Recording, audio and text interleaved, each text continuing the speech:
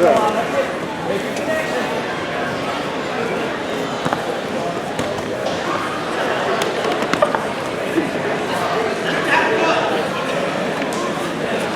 thing from yesterday, Dante.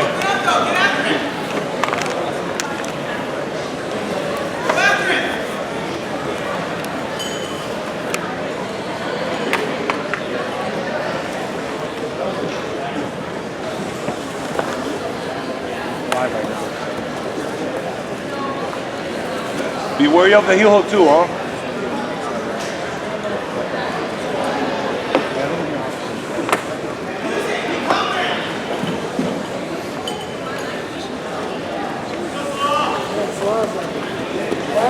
Hug and come up, Dante. Okay. Hug, yeah. You got it, you got it. Nice. Establish, establish.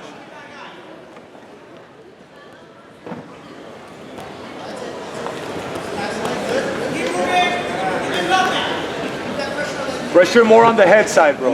Kim Freeman, Heather, Allison, please come to the grappling table. You can use your elbow on his head. Boot this one.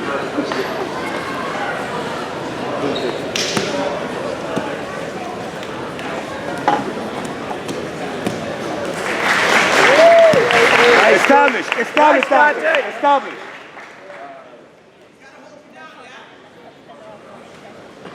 And start winning inches on the head, Dante. More pressure on the head every time. More pressure on the head. Don't settle there, get space. All right? They can work the whole time.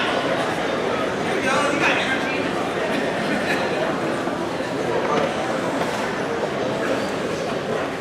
Great space. Performing with your space. Hold your right hand on the floor, Dante.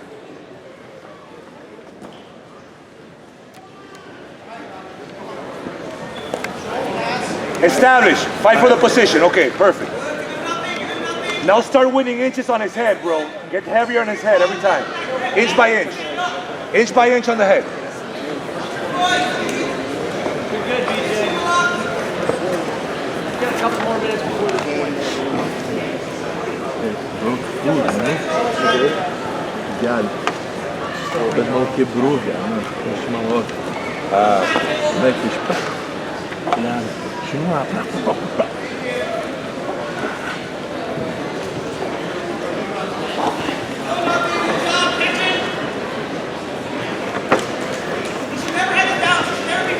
Get it, Dante. Get it, Dante. Get it. Come on, Dante. Put that hand up your leg. You fight for every inch you win.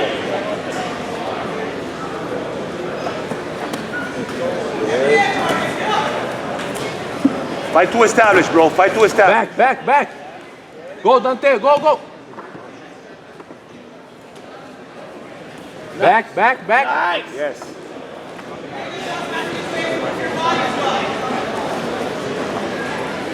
Back, Dante. Grip wrist.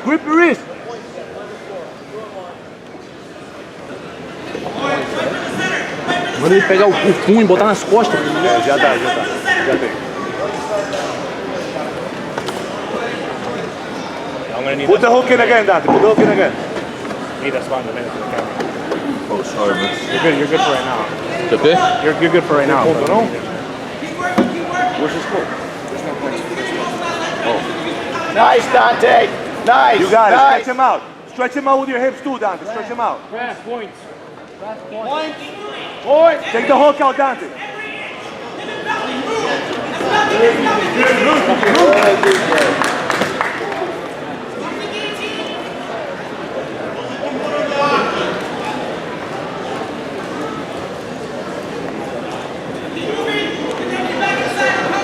You're up 4-0, Dante.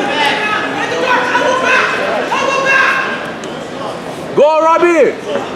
Kick out. Get him.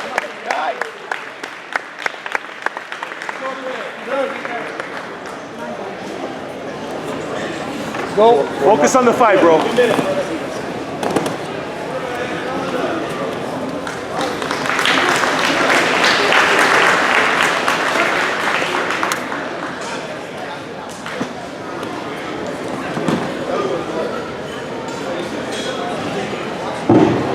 Establish, Dante. Establish. 2.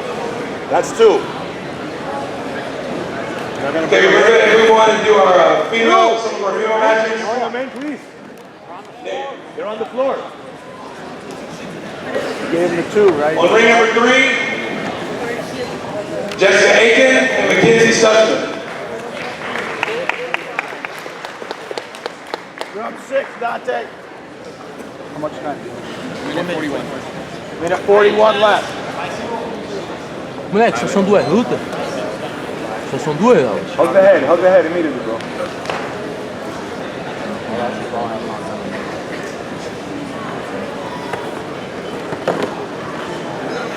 Minute 30, BJ, a minute 30.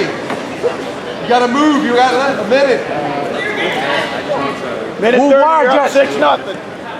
Up! Nice. Stand up, Jessica. Base. Close your ankles. Oh, close your elbows.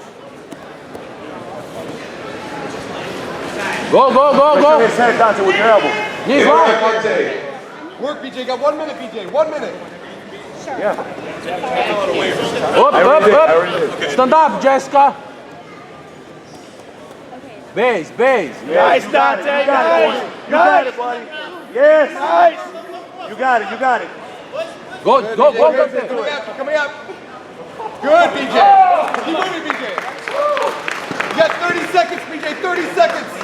Come on, Dante. Keep smart, Dante. Keep smart. Dante. Smart, Dante. Be Keep smart. 30 seconds, Dante. Relax.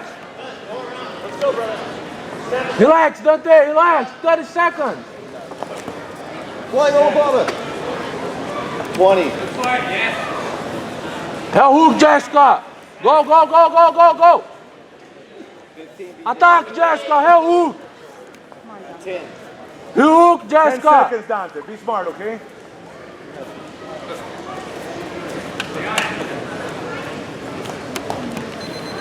Time.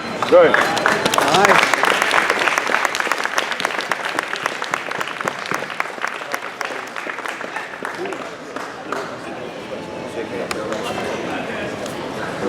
Go. Defense, Jessica. Take the back, Jessica. Take the back. All right. Upper mat number 4, Brianna Cobalt and Jessica I. Go, Jessica.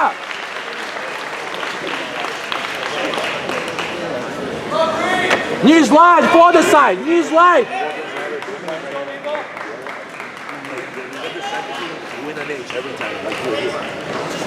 Done. So you win an inch every time. You know what I mean? There, I'm recording it, so it's already recording, I think. Thank you, man. Great play, bro. Knees wide, Jessica, for the side.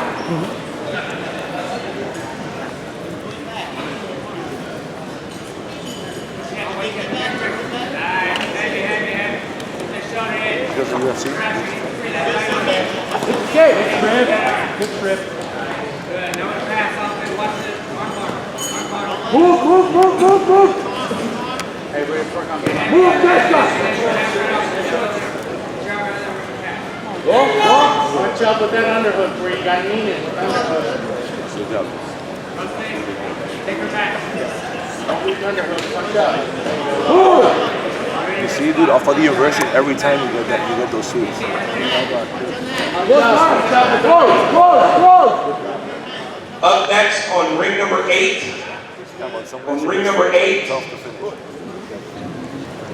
Keep punching up, Ray. Start loading. All your best positions are. GFT Gutenberg, right here. And from Strong Style, Dave Waldecker. Ring number 8. Start pulling up. Push that leg. Your right leg.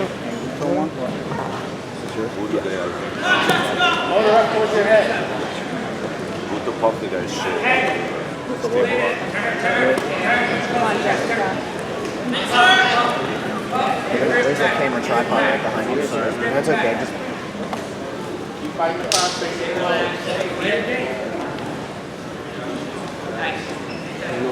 no.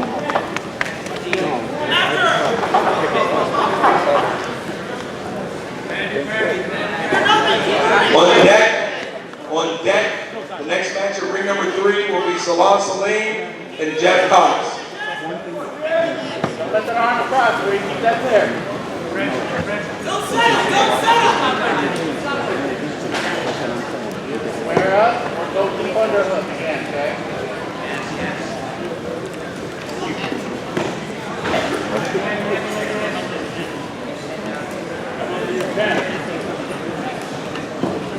Nice move. Use your legs too. Just keep the guard close.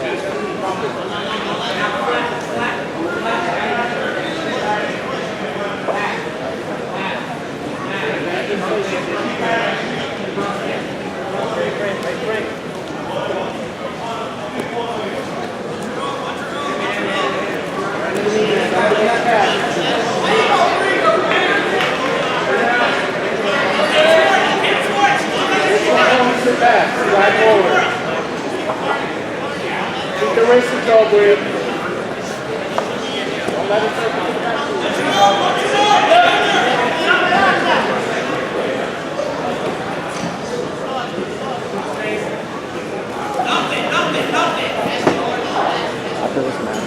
Bree, don't rest like that. That's not what you rest.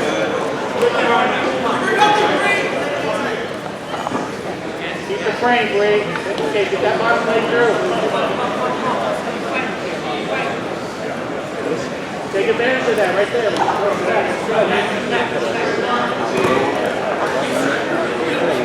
And you can have this.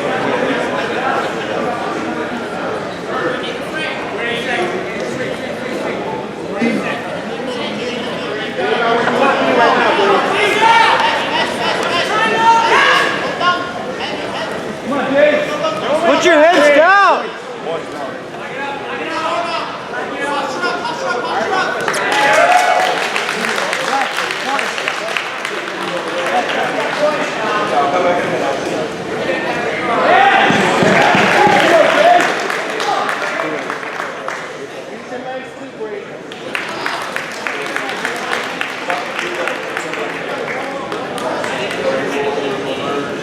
Hey, Bree, let's get back on our side. Let's get the good half guard spot.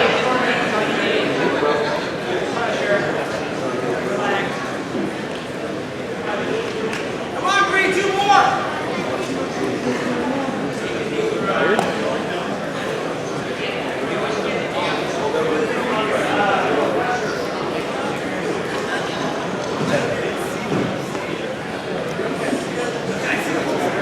Work for that left underhook, Bree. Lock it. Get a quick seat. Loading. Watch that arm. Salah Salim and Jeff Cox, is that correct?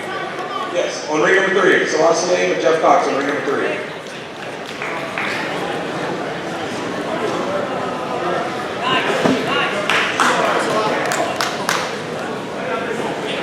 Get your knee in, Bree. Go to where you want to play. And the following brown belt competitors are going to be checking in at ring number 2. The following brown belt competitors check in at ring number 2. Sean Fritz, Brad Bukovic, Joe Creed, Justin Narzoff, and Mike Martin. Please check in at ring number 2. Please check in at ring number 2.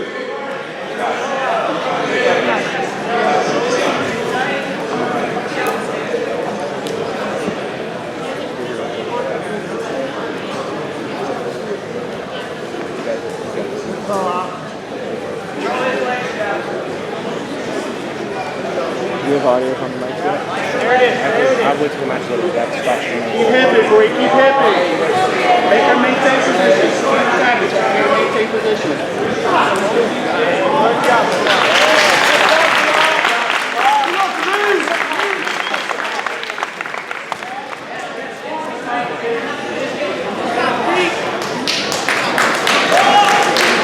Work on getting that arm free, Bree. Be careful with the arm triangle, okay?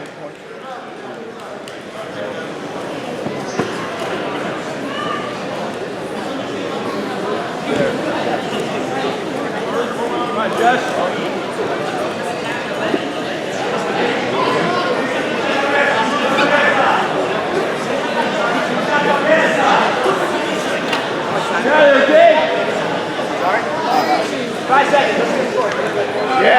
Back up.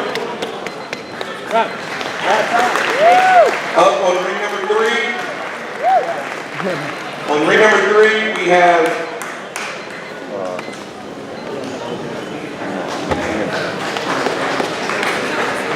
BJ Nelson and John Gunther on ring number 3. BJ Nelson and John Gunther. 2-minute overtime. Sudden death overtime. Come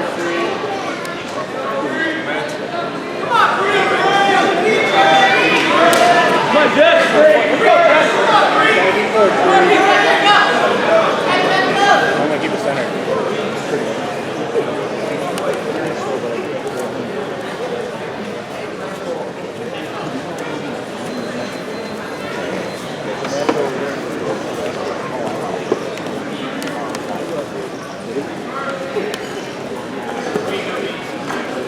Go, Eagle.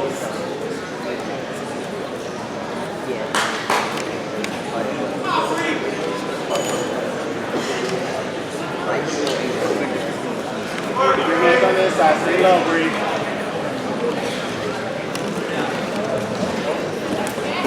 Come up, breathe.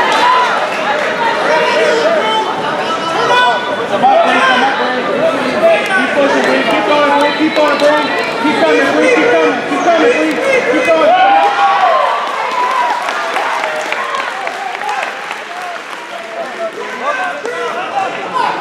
Come on, Jess. Go, Jess.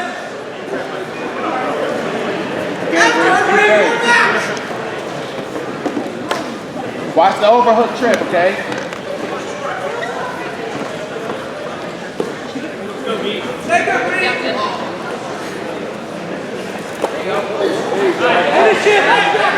There you go. Come up, breathe. We're all hands in here.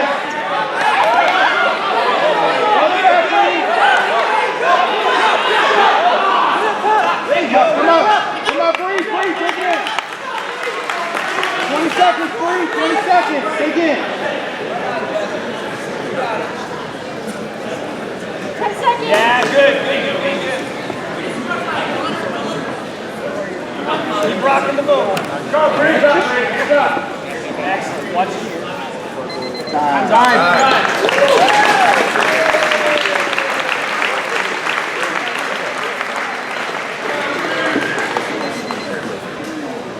Just got it.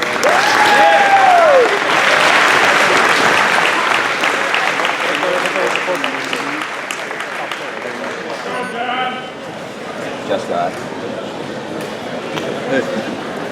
Just go in that? Yeah. No. No?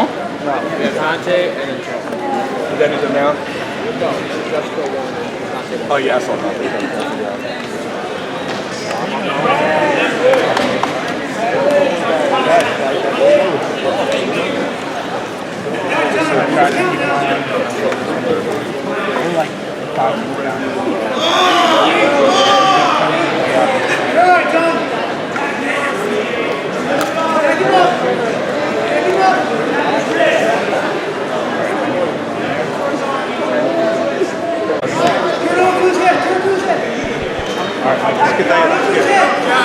Up on ring number 4, I need Marcus Crawford.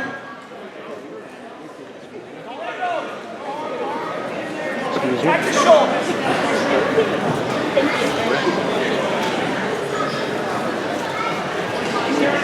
Charging cycle. Here, let's leave this match.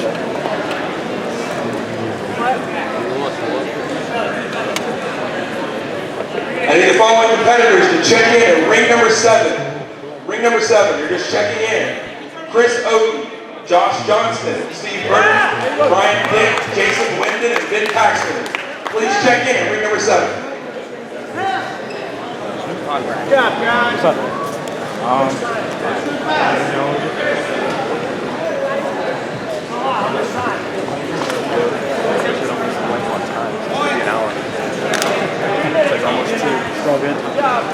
Play your strength and go after right away, yeah?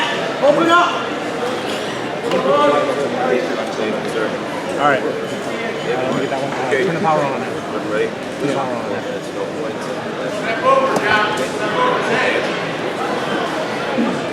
Again, if I call your name in the ring, you just go in there to check in and don't leave.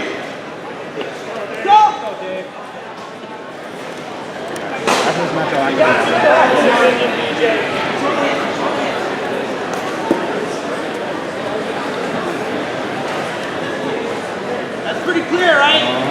It's pretty clear what he wants. Defend it.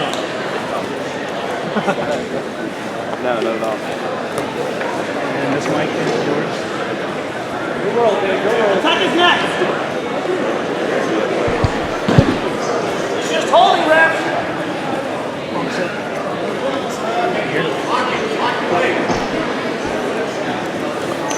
There you go, Dave. All right, Dave.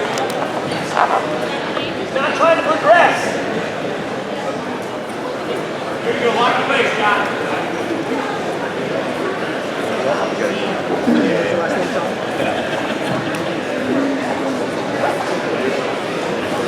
Don't just show with your feet. Always moving, always working, always trying to improve. He wants to be slow and ugly like this. Make it fast and beautiful. That's it. There you go. Get a foot. Now get underneath. Don't let that connection happen. Turn your hips. Turn your hips. You have his foot. Go. Try to chill until there's points. He's going to try and rush through your guard. That's not a workable strategy against you. Do not allow it to work. Be dynamic. Watch your foot.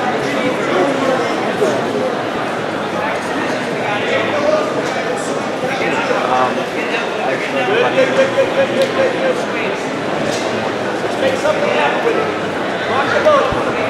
Rock the boat. Lean underneath. Go. Always protecting the feet. So you're familiar with a lot of these competitors and the jiu-jitsu scene here in Ohio. Oh, absolutely. Good, because we're going to rely on you a lot to let us know who we're watching. You know, we're not sure as the matchups go. We're not getting a bout sheet or anything. So, do you know who we're watching here right in front of us now? I do not know either of these two here. Let me see.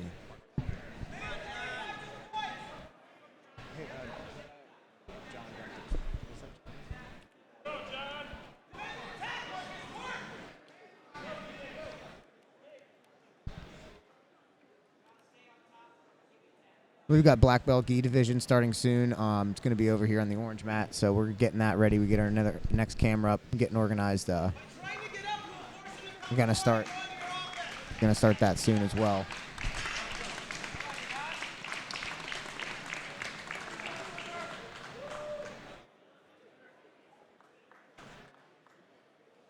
I think we just watched John Gunther win his match. Looks like he was fighting for an Americana there at the end, and ended up winning on points.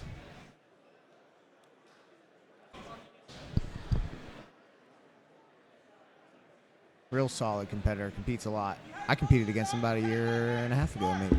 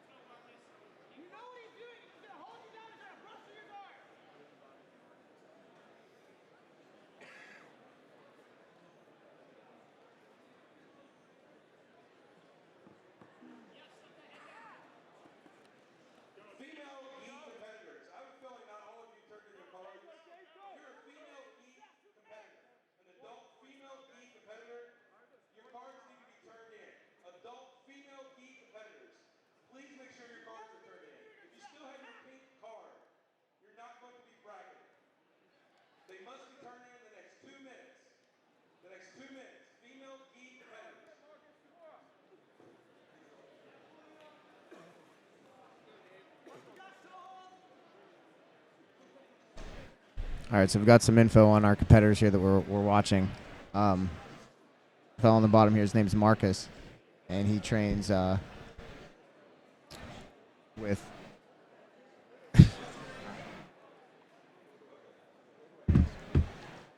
at what is it, Gracie Humata Cleveland with Darren Branch, and he's fighting one of somebody from Strong Style. Name's Dave. I'm not really sure. We kind of missed the announcement on this one, so this is how the match has gone mostly. Marcus has been on the bottom, playing his feet on hips, guard, working the butterfly guard, and really nullifying a lot of the attacks. But I'm not even sure if we have a score yet. Another pass, looking to just compress those butterfly hooks and pass.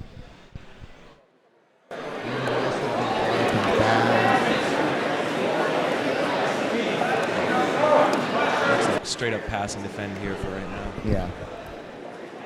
On ring number 4, Marks is looking for his opportunity to roll under for an attack here. Maybe forces.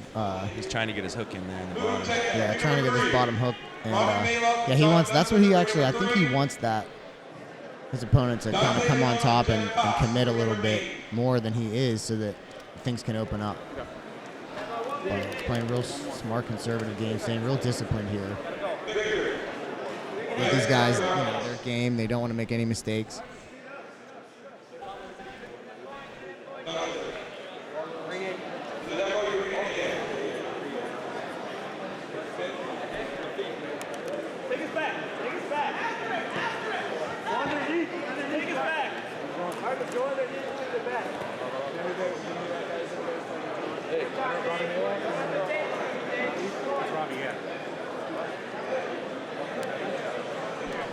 Okay, so we're shifting our attention over to ring number 3. We have Robbie Maloff and John Gunther. Should be a really good match here. You guys are both game competitors. Really seasoned. They're just fighting the ties here, standing up, each with a collar tie. Robbie's been doing kind of a tour of the country with his training lately. And he's been trying a couple of jiu-jitsu business ventures himself, so he's really trying to make it work for himself. 2-minute overtime. Yeah, and you know, you got to get out there. You gotta sow your roots in jiu-jitsu and sow your seed. Get out there and meet people and learn from as many people as you can.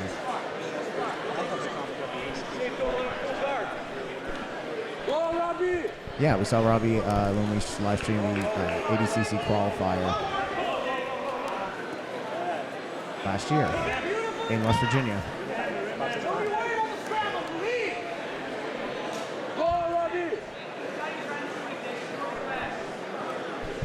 John staying strong with the overhook wrist control. He's got the head position.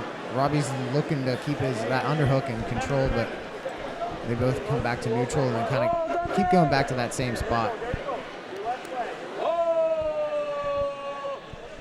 We've got a lot of matches going on right now. There's two brown belt match.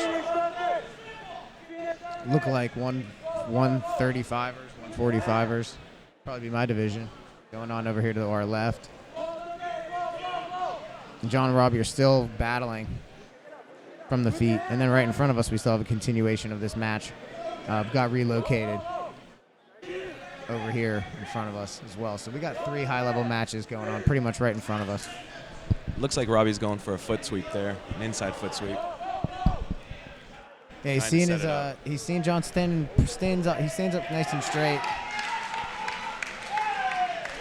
And maybe he's looking to take advantage of that posture and maybe come under for that foot sweep, catch him standing up.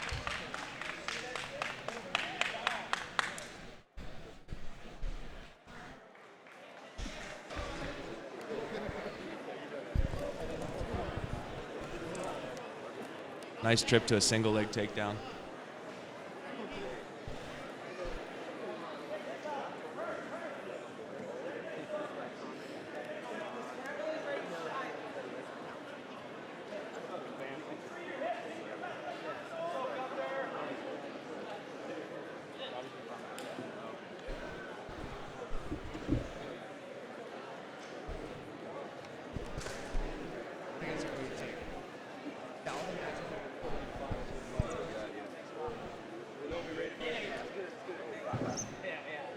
All right, the female invite final will be in ring number 4.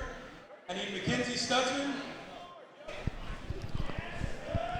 versus Jessica I. All right, so we have our final. You just heard announced the women's invitational final over here to our left. We have Mackenzie Stutzman and Jessica Evil I.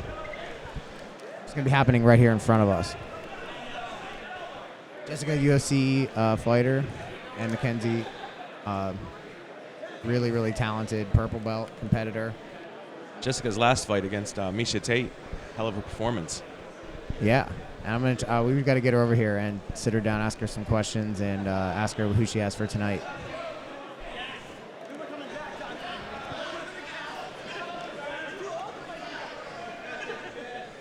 Honestly, the Rousey fight isn't even my favorite fight on the card with Jean Jacques or whatever her name is. Johanna. Yeah, Johanna. Yeah. She's awesome. She's an impressive striker. Absolutely. All right, we got our slap bump on. Here we go. Girls are ready to brawl.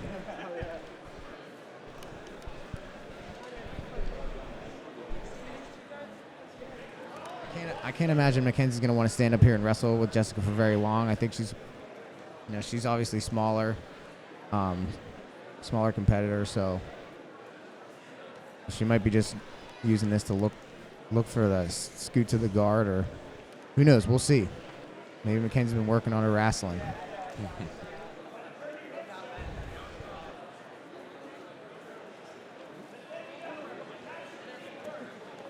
Pulls close guard, looks for the legs, is looking for that De La Riva hook. Jessica's going for the heel hook, though. She's got it on the right side. She's able to turn for it. It's deep. Now she's starting to escape her legs. Mackenzie's defending properly. Sebastian Gallegos, Daniel Sawmiller, Dan Sweeney, and Jeff Jessica's Cox. just going for position now. To ring number 5. I need the following And Jess still working for that novel heel hook, and it really wasn't there. Once you lose control of your opponent's legs and they're good enough to roll out of that. Merlot, Eric Parker, Kevin McCallahan, Santo Domingo, Aaron Hanna. We got no score so far. Or is this up? Please check in at ring number 1. Yeah, there's no score so far here, guys. Right in front of the table now here. We've got a lot of expensive electronics, so let's hope that double leg goes the other direction.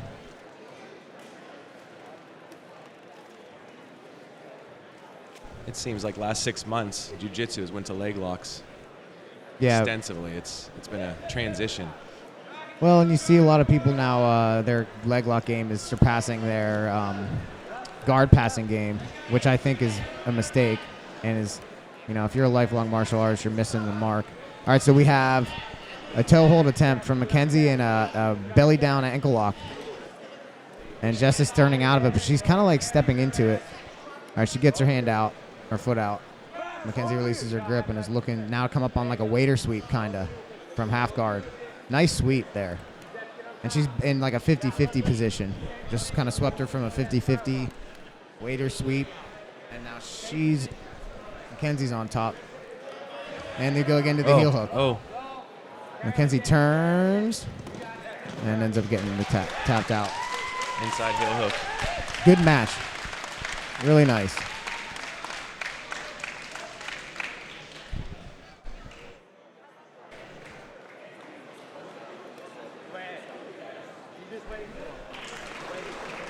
And I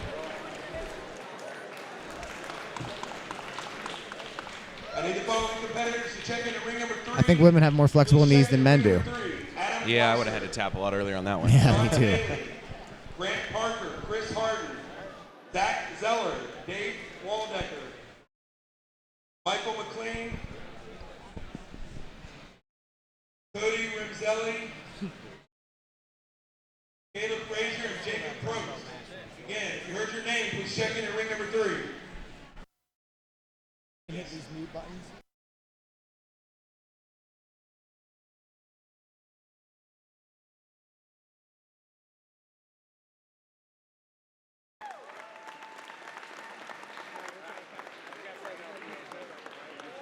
Also want to congratulate the competitors representing GF Team for winning the Team No D Invitation. At this time, we're going to go ahead and start All right, we're on television. calling you to your table. And the brackets are going to start as the referees. If I've already I'm called Tom you to your Costa table, of the you are served 10 BJJ Hour. I'm here with Tom Cannell. He's a local purple belt, Black belts, check in at ring and he number knows a 4. lot of these competitors and a lot about the jiu-jitsu scene. He's here helping us out. We're putting these matches out here live for you guys. We're having a little break right now. Just to fill in for Michael Mijas. Those are big shoes to fill. Tony Real, Yes, they are. Dave Wadsworth, Mark Vives, Rocky Diatalo, Abraham Martin check in ring 4.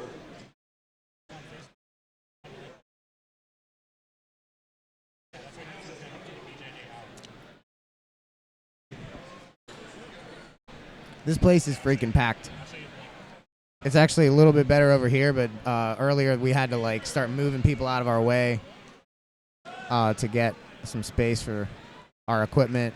And our chairs are still all draped with a bunch of people's clothes that we're not even sure who they are. But I think it's this is the podcast table is also the coat check. So we'll watch your stuff. We'll make sure nobody touches your coat.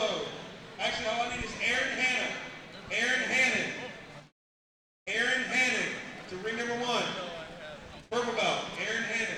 154. Any matches this morning stand out that were impressive? I just arrived. I just got here too, man. We got here right as the event was, the rules meeting was ending, and got all set up and started podcasting, and we were sort of streaming in, finishing setting up at the same time. So Understandable. yeah, we got some black belt match right in front of us that's about to happen. Do you know these guys?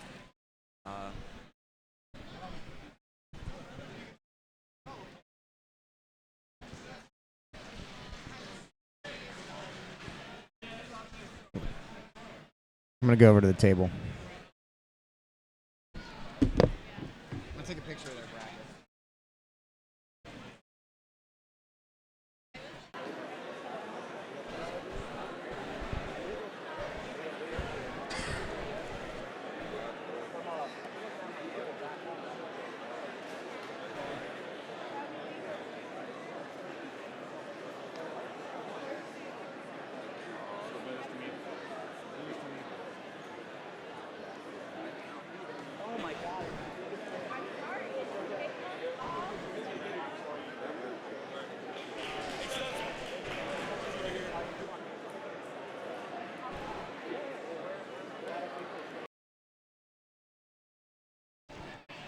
I need blue belts, 139 and under. Blue belts, 139 and under to ring number 6.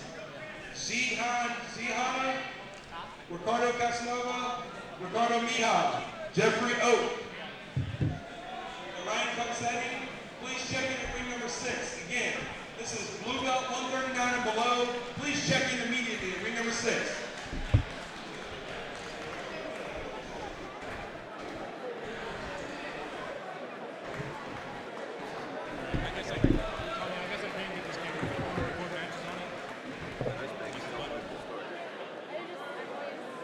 Okay, I just got back from bracketing. Our first black belt match that's going to be happening right in front of us is going to be Jay Wadsworth and Mark Vives from Bonsai, and Jay Wadsworth is from BJJ Revolution, New York.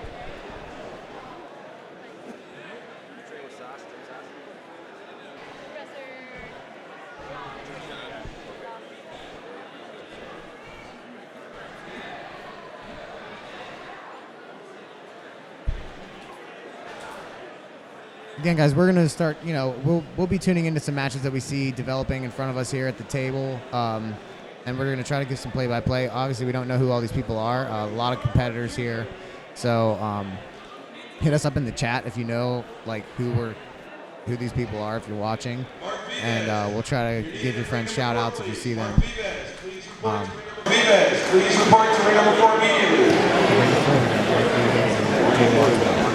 I need the following competitors to check in to ring number 6, or ring number 8. Please check in to ring number 8. Tony Michael, Andy Lewis, Lance Phillips, Michael White, and Jerry Taylor. Please check in to ring number 8. Please check in to ring number 8.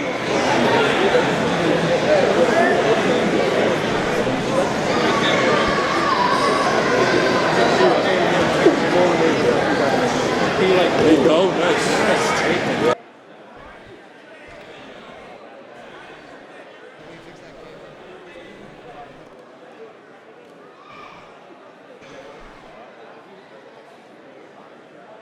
Jeff Oak, Ricardo Mija, ring number 6.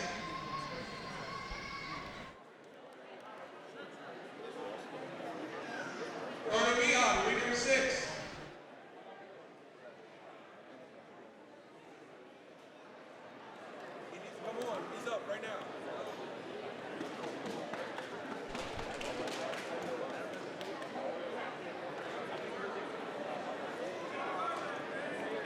Okay, we got our competitors here.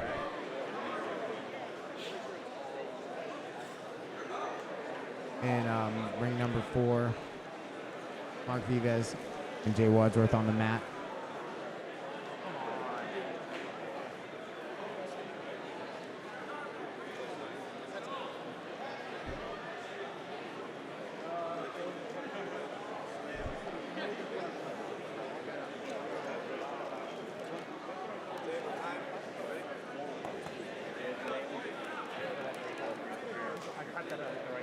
Okay, we slap bump. We got action, guys.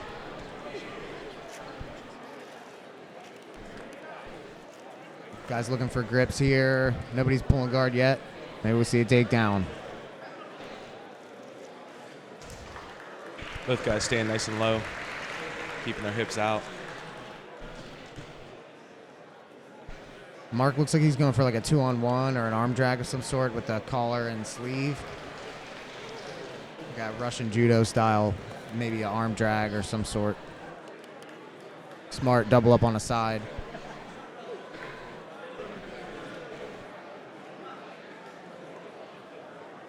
Jay Wadsworth staying strong. Looks for like a little snap down, maybe into a knee pick or a heel pick.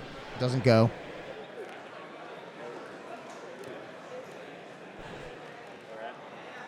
On a side note, I just got really hungry. I'm not sure why. Pulling. Oh, nice triangle shot. Triangle.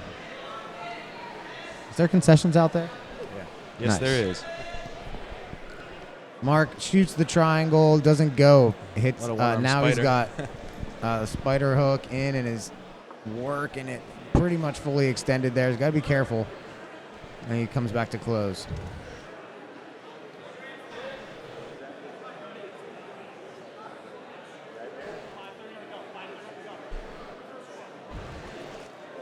Nice guard break. Mark moves to a, He fed the lapel underneath for the sweep. yeah, feeds the lapel underneath for the De La Hiva sweep. Nice.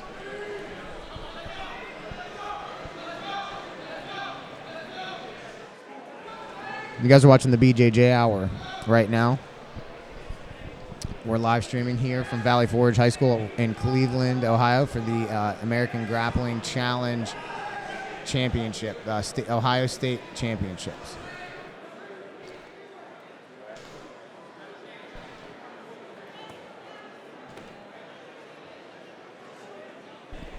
Attempting a knee slice, get through the guard.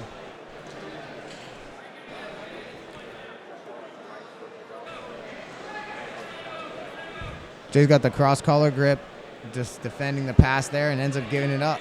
Gets the Mark gets the pass and 3 points. Nice. So he's up now. He's got the sweep. You can't see the scoreboard. Seems to be a running theme with all of our live streams. Is one, we don't know who the competitors are, and two, we don't know what the score is. That's sort of the fun. That's for you guys at home to play along. Score the match yourself. I believe it's 5-0. Mark Vives. He's definitely up on some sort of point score. Steps over the head, avoiding the Kimura roll. Jay goes for a single leg, but now is looking at possibly defending this crucifix. He's got to be careful. He's got the Clock collar. choke. He's got the collar. Now he's running the clock choke, goes knee on belly. I'm sorry, not knee on belly, to the back, and is now looking for the bow and arrow. He needs to get that leg if he wants to get his tap, I think. He looks pretty tight, though. There he goes. If he goes the other leg over. Jay Wadsworth hanging tough in there. That's a pound for pound the most powerful gi choke. Breaks out of it. Nice. And gets out. Yeah, a good bow and arrow choke engages your whole posterior chain, your back, your ass, your legs, your arms, your shoulders, everything. And you can put all that pressure on somebody's neck. Even if somebody has their hands in there, your fingers will break, and then you'll have to tap anyway. Super strong choke. Jay shows some grit and gets out of that thing. I probably would have tapped. He did a good job identifying the key factors that were going to finish that submission. He defended the leg. His opponent got Mark got a hold of his leg, and then he actually got his shoulder out on the other side. Correct. Yeah, he pulled his arm out. Yeah. Was able to get back down flat to the mat. Did really good defending that. But he's still on bottom here. He's looking for a sweep. This guy tried to go for the knee bar. Defended well.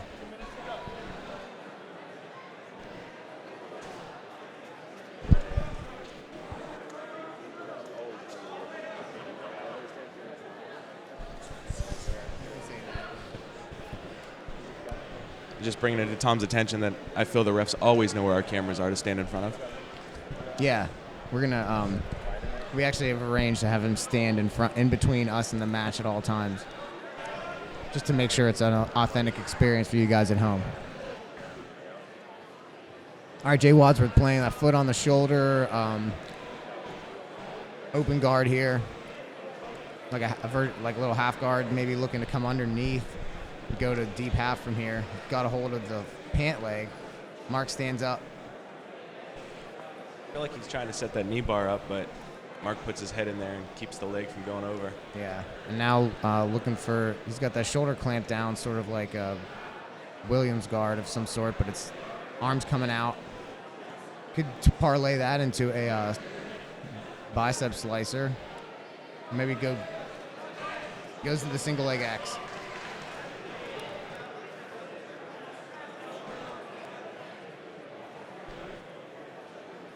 Or whatever that is. That's like a De La Hiva or something. Yeah. I don't know. Don't get mad, internet.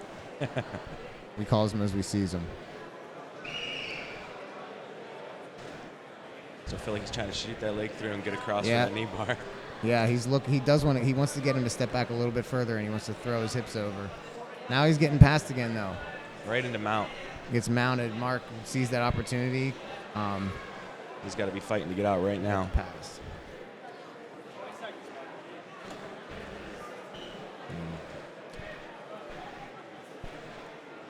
S mount.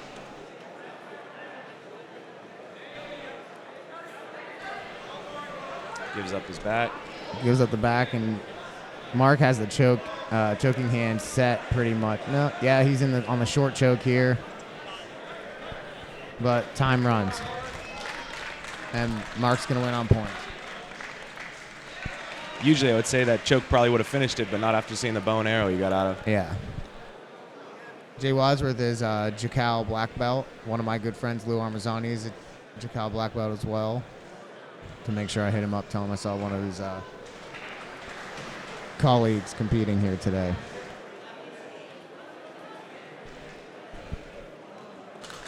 Good match. Yeah, nice match. We got a loss of pants over here. Competitive. Yeah, we have wardrobe malfunction.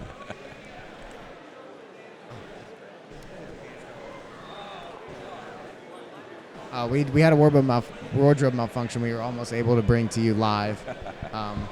We got a blue belt got pantsed on a De La Hiva back take of some sort. So Was not the women's division, though. no, we wouldn't show that. Only male ass for some reason. Yeah. That's fine.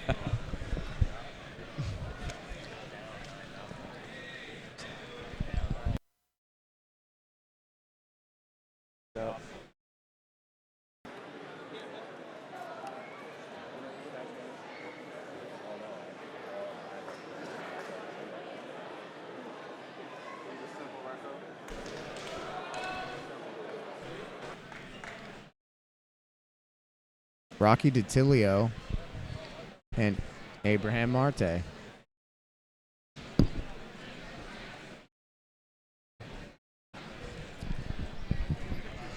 No, that's not the match we're looking at now. No, it can't be. Because that's Sponsor.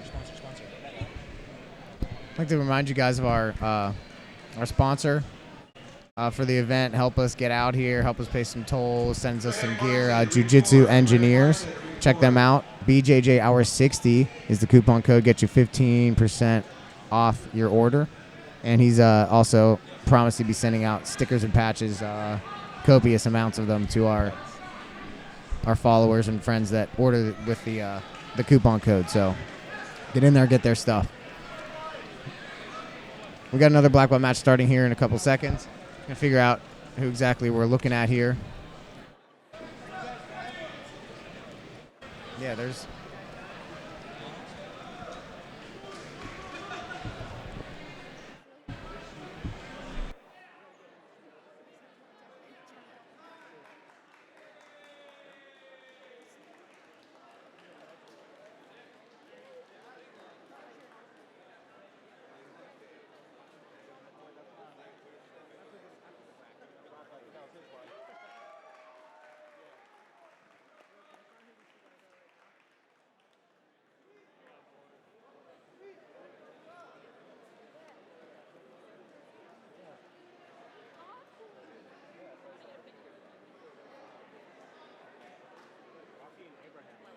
All right, so that's what we are looking at now. Rocky DiTilio and Abraham Marte. It's size difference, big time. Abraham Marte, nicknamed Lord of War. He's a total juggernaut, beast competitor, competes a lot all over the world. He's a force to be reckoned with, man. He's just on the cover of Jiu-Jitsu magazine. Nice. So we got Rocky DiTilio versus Abraham Marte.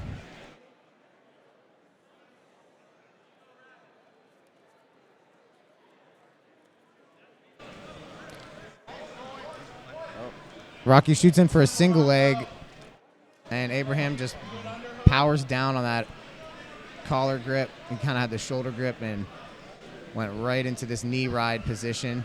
He's just putting pressure with his knee, trying to control and cover up, take up a lot of space here because Rocky's small and he can get himself into these spaces that a bigger guy can't. So he's just trying to stay tight here.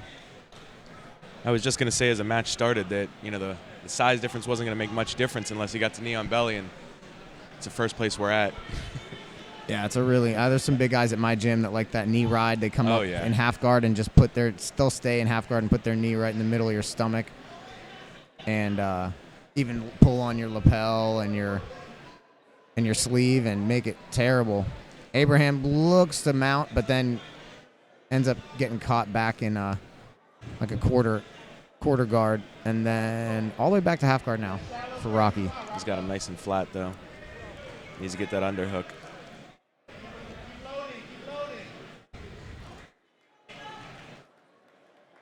Being one of the bigger guys at my gym, I like to go to the knee on belly when I can, but yeah, I do feel that, the size, you have to be aware to make sure that's the technique and not the size doing it.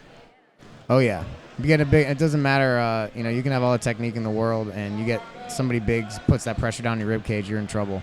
Right. Abraham Marte gets to mount. He's putting a lot of pressure on his head. He's not here. getting points here yet. Not sure. Because he's got his leg in there and he's kind of blocking, and it's not real clean, I guess. I'm not going to give him the points for the mount. Rocky's got his arm in there holding on to his own leg to try and suck it back out. And I think Abraham's looking for maybe to attack that arm.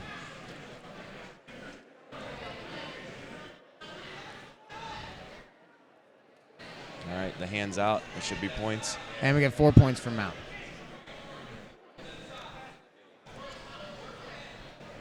Bad position to be the smaller guy in.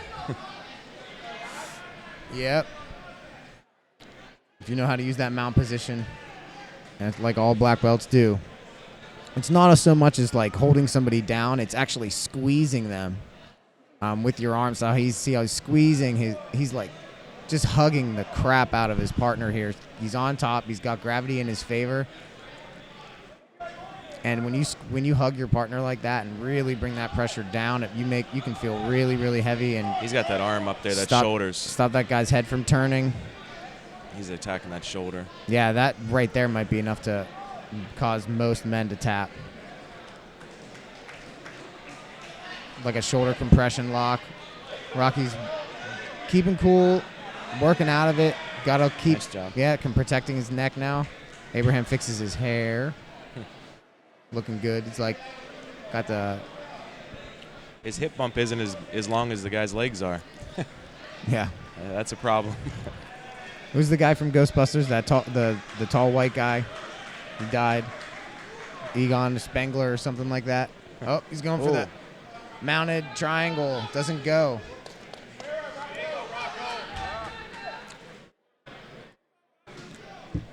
Oh. And ends up with that, what's that? Like a the flower canoe spot. sweep Yeah, or canoe.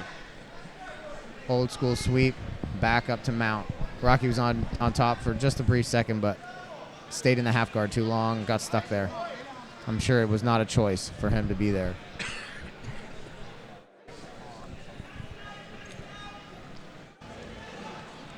He's hanging tough. He's continuing to move.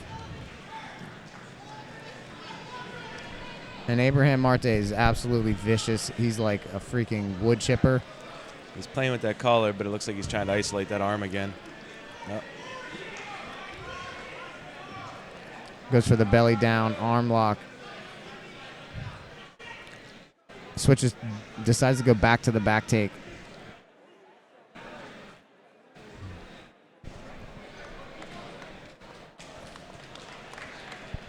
He bailed out on the arm. It looks like he's going for the choke now.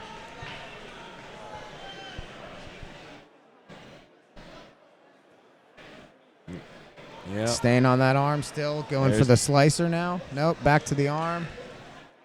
I think he's got the choke in there. He's got the collar. Oh, yeah, now he's looking for the choke. I think he's trying to do a bow and arrow here, but... Oh, let's go the collar. Again, he's having a hard time getting stopping Rocky from turning because he's so small. Even his... Nope, he's got the collar again, but he gets he out loses it, straight to goes the back arm to bar. the arm. Rocky's so small that he's able to turn in there.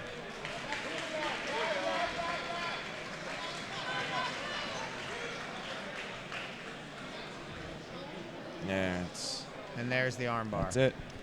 That's where tall guys are cheaters. That's where tall guys are cheaters. So Yeah. says Stefanis.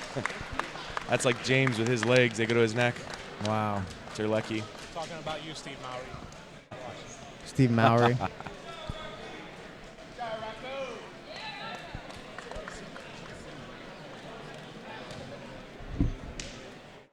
Abraham Marte advancing.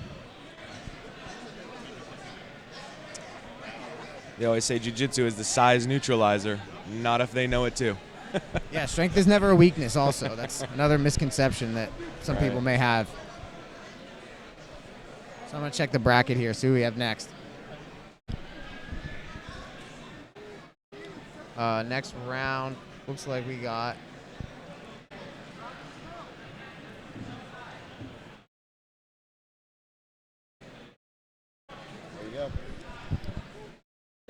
I don't know who those guys. All right, we got Mark Vives.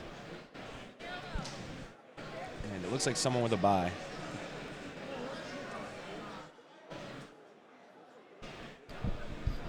Somebody named Tony? I don't know. I'm going to go do some research, find out. All right.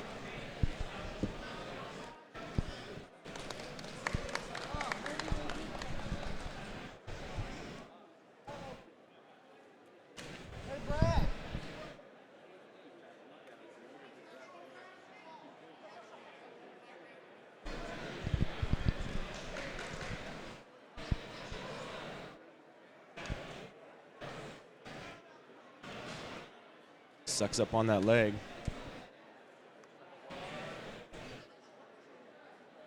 He's doing the lapel sweep he did in the first match again. Nice job.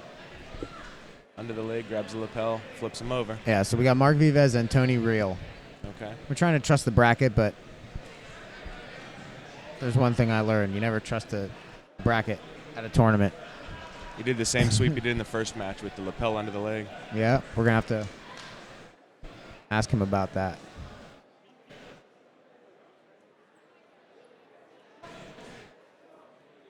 Ooh. Switches directions and gets the pass on the other side. Tony gets a nice oop, gets a Almost. little bit of space and a little bit of movement, but doesn't capitalize on it. He got a good reaction and actually made a good amount of space there.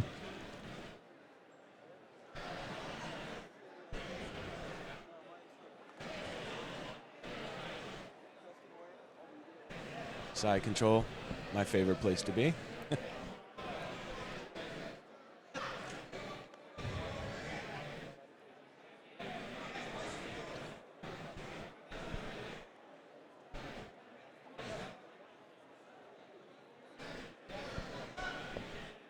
I think he's still got his. Oh no, he got his right arm, his left arm out.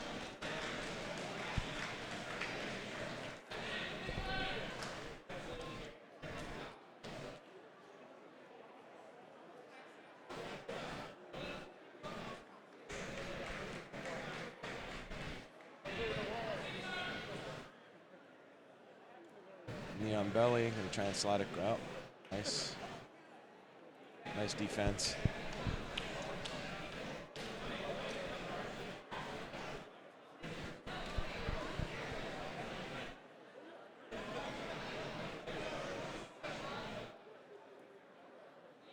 He's got that one arm trapped in his legs.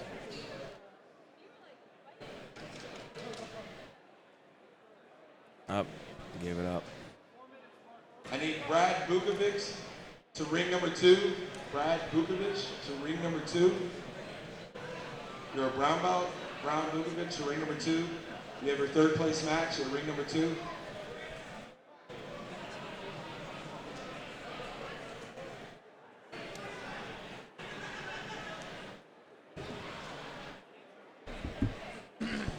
Nice little scramble, maintains position. Mark stepping over for the, looking for an arm lock. I need the following competitors.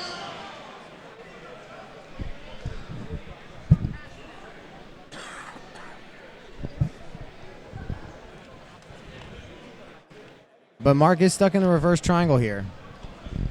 And it doesn't look like Tony's actually pursuing the finish on that triangle, but he's a black belt, man. He can go for it at any time. Mark's doing a good job of walking around the opposite direction that he doesn't want to turn. There, he's starting to reach for the sleeve now, but it's out of his reach. And he lets it go and looking for a De La Hiva now or a butterfly guard.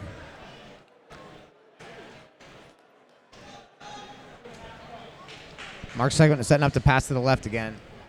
He had success on that side the first time.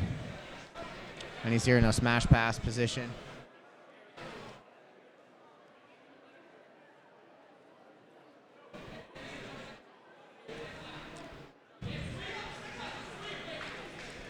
And Tony comes back for a, looks like a cross collar is looking for as he gets back his half guard. And we got a wardrobe malfunction. Yeah. We're going to stop for a sec.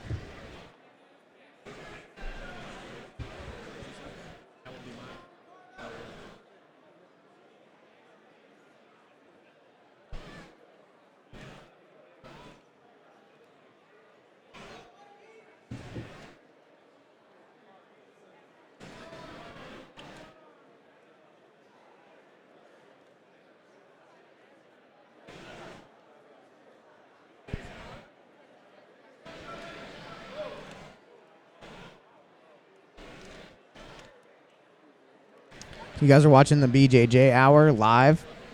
This is what we like to do. This is our thing. We want to do live tournaments, live streams, bring them to you.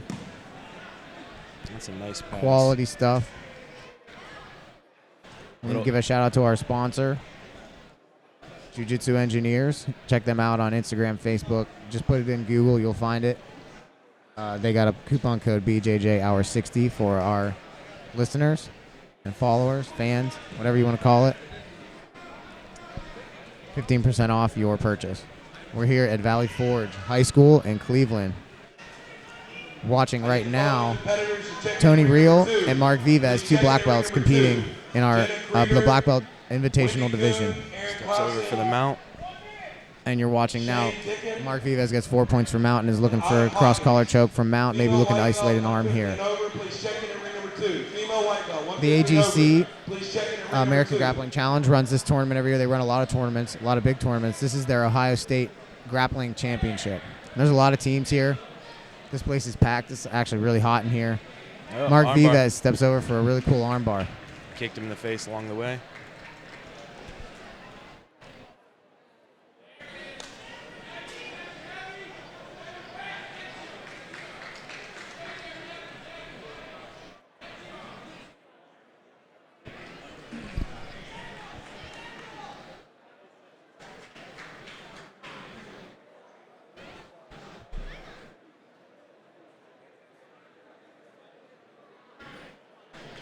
And Mark Vives moves on.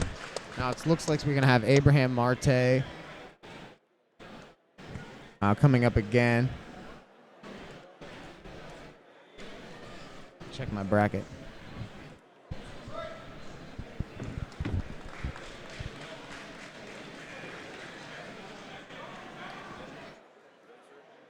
Black belt Keith Herbert won his first match against BJ Nelson.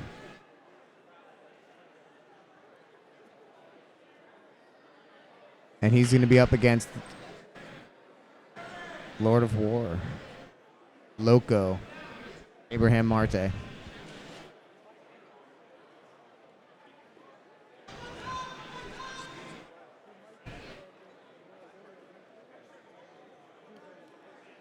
Blue belts, 115 and under. Katie Ho, Autumn Gordon, Hannah Cohen. Please check in. All right, this is the semifinal. Winner of this fights Mark Vives in the final match. Again, Abraham Marte, big guy. But he sits down and plays guard here. He's powerful. He's got real powerful open guard.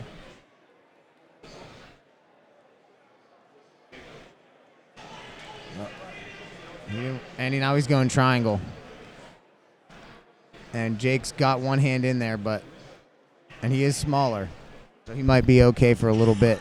He needs to make a move. Pops his head out, comes back to close. And Abraham Marte is just relentless, man. He's got that cross sleeve grip and the collar grip, and he's really forcing his opponent to keep his posture up, really taxing him. He's got a cool little open guard here inside De La Hiva and a foot right on. I like to play that right there, too. Foot right on top of the thigh, and he shoots the triangle again. It's a nice setup. This one's pretty deep. We got the perfect camera angle on that one, too. That's the game. And he gets the triangle. Abraham Marte tapping his way into the final. Going to be against Mark Vives and throw off a short break. Them long legs, man.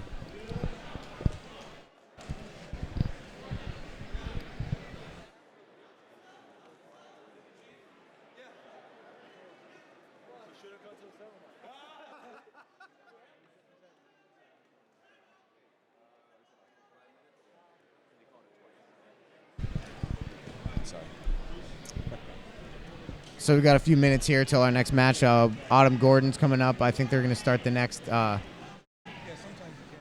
female division. You guys just saw Abraham Marte, who's actually right here next to our table. We're going to get him to come over after his brackets completed. Finish Jake Herbert of SAS with a triangle. All these guys game. Really game today. Seen a lot of good jiu-jitsu. There's all the higher belts going on right now. Some nice new transitions that I haven't seen used.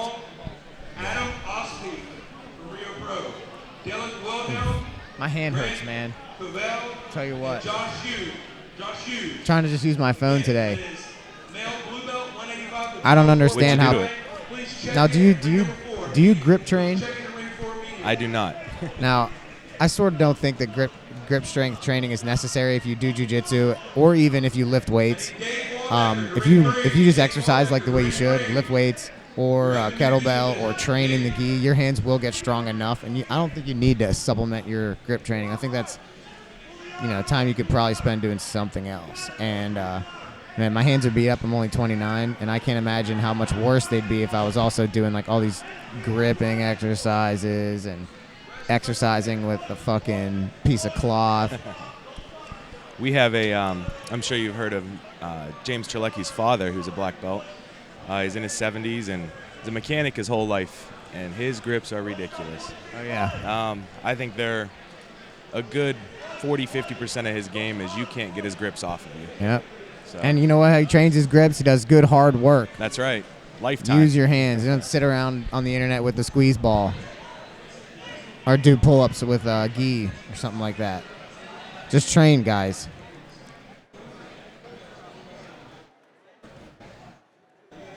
And don't spend $150 on a piece of cloth with a carabiner in it.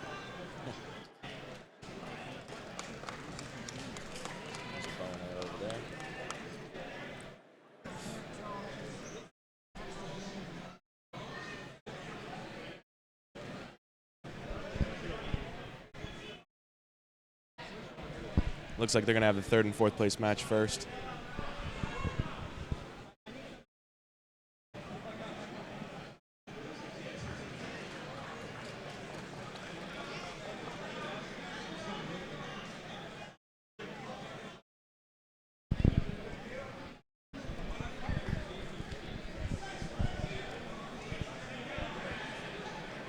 Looks like we're gonna have the 3rd place match here. Two separate brackets. Half of it's going to be at one table, half of it's going to be at another. Okay, so if we called your name, go ahead and report to the table. It doesn't mean the whole bracket. Tony Reel That other bracket will be called somewhere else. and Keith Herbert. They're gonna have their 3rd place fight for 3rd here before we have the final.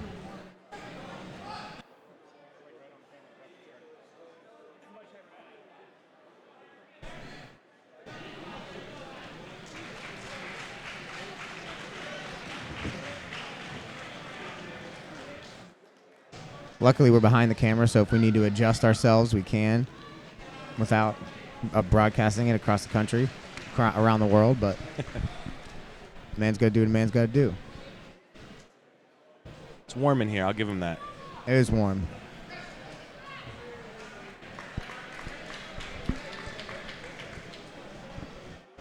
I'm going to adjust myself right now.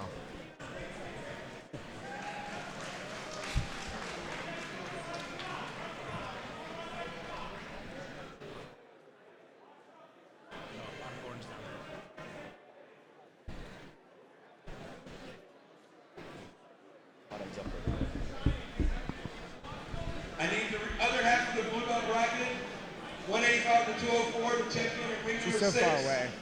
Steve Erdman, Matt Makosi, Sam Signora, Sonny Dubats, Jordan DeLong, and Dominic Guarini.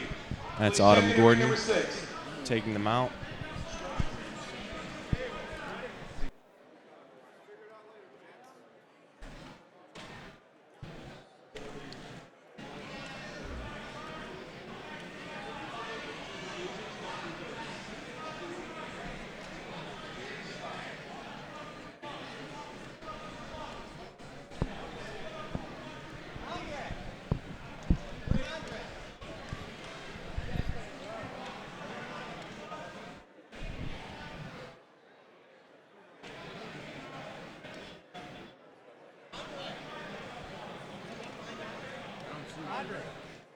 I need the following competitors in ring number 1.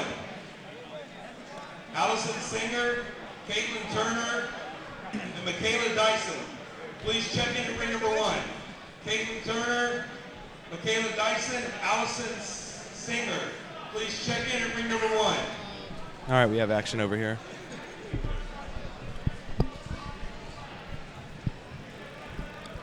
Anthony Reel on top of Jake. Nice sweep. Nice sweep. Straight into side.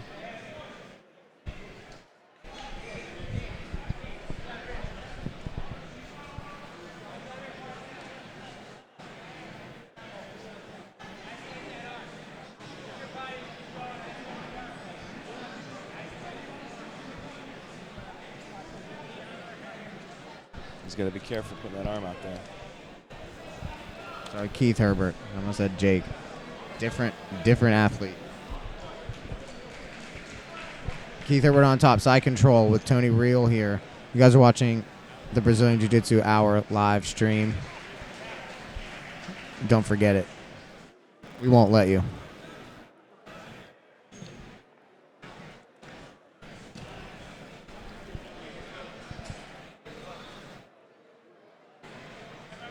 Hit us up in the chat, guys.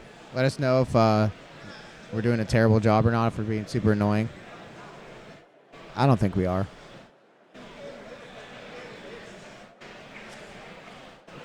If you guys are in the watching us live on the comments section. Little elbow brute force method. Yeah, looking for the paper cutter or a Yeah, I know. He's good. I just rolled with him like 2 weeks ago.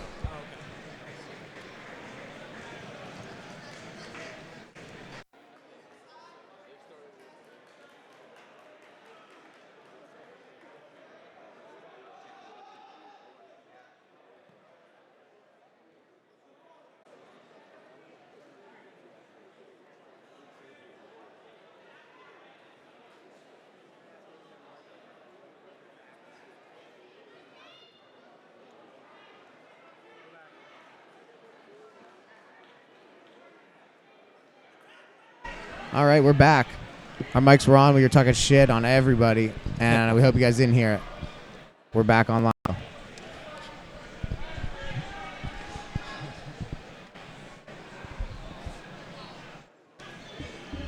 We're in just about the same position we left you in before someone decided to kick out a cord.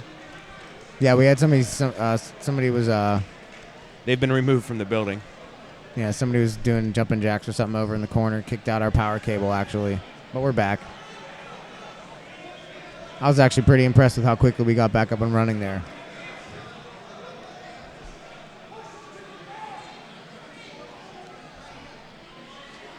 He's setting up the baseball bat check with a lapel, if I see correctly. Yeah, he has it.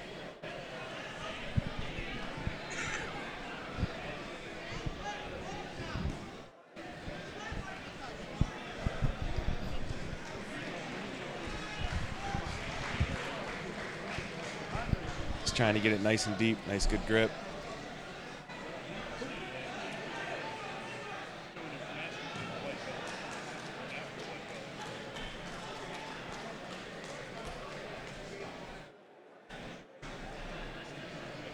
Let's go, Dom.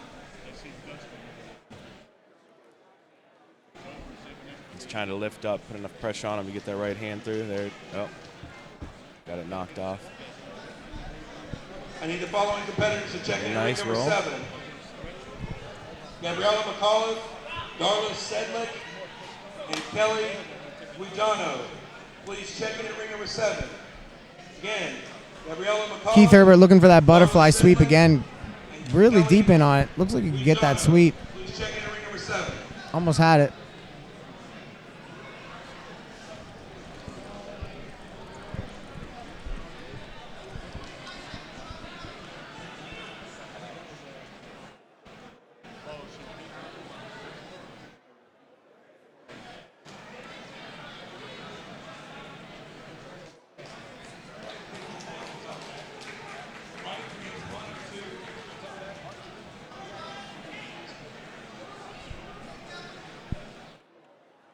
Now we're watching Tony Real looking for the pass here. Fighting past that. He's got both the half guard and the butterfly hook in. Yeah. Trying to fight past that butterfly hook, but he's not going to come out. Oh, it comes out. What do you know?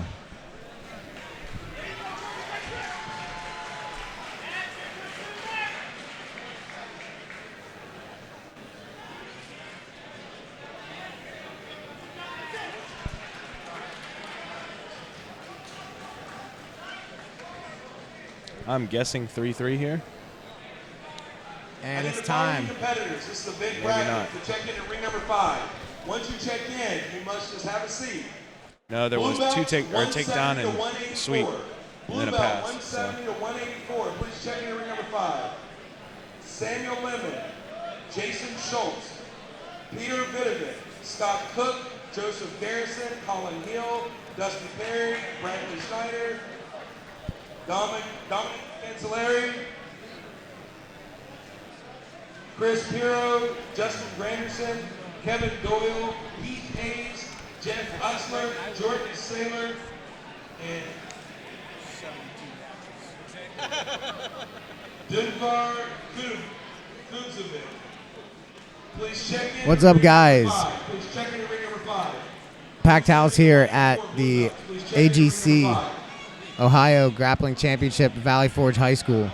Big high school. I parked like a mile and a half away, I think, and most of my walk was inside. Big place. Gym's not that big, though. We got a lot of people in here. From what I saw, this rings. is one of 3 gyms here. Oh, yeah.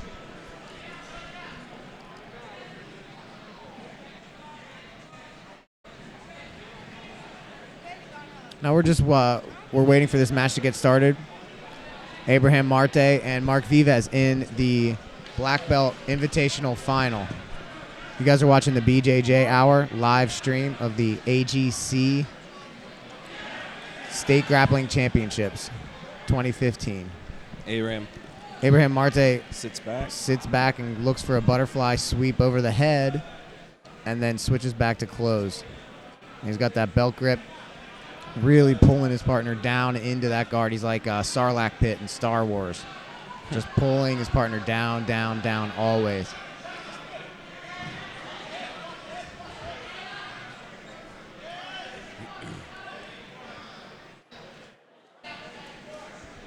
He's got that cross sleeve grip. I think maybe he's looking to come out on an arm drag of the canoe sweep again. He seems to really like that, which is, I think, what it's called. I don't know.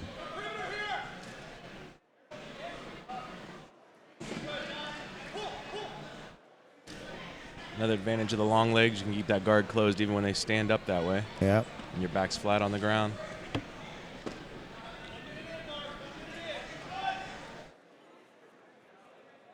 Abraham Marte walking the guard up higher, higher. Keeping that cross collar grip, working it even deeper. Now he's trying to look for a collar drag here. It goes to that legs on back.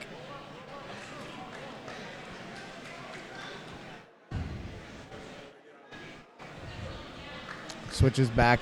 Mark Vives looking for the double underpass here, but Abraham's using his long legs and put a butterfly hook in over and then back underneath Mark. So it's going to be tough for him to pass here. He's got both butterfly hooks in now, putting a lot of pressure on his partner's shoulders. Opponent. I've been in the gym There's too long. Sweep, holding the belt. Hits that canoe sweep again.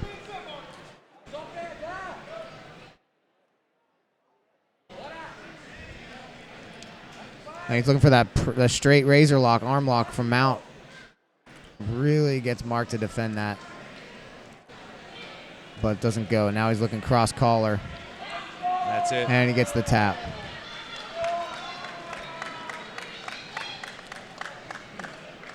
And there you have it, guys. Abraham Marte comes, taps everybody. Probably in less than 5 or 6 minutes altogether. Maybe less than 10 minutes. But everyone was game. All these guys looked really good. Abraham's up probably, 40 pounds heavier than everybody in the bracket, so. Yeah, at least. He's a tall man. He loves it. And he is not thin. He likes to win.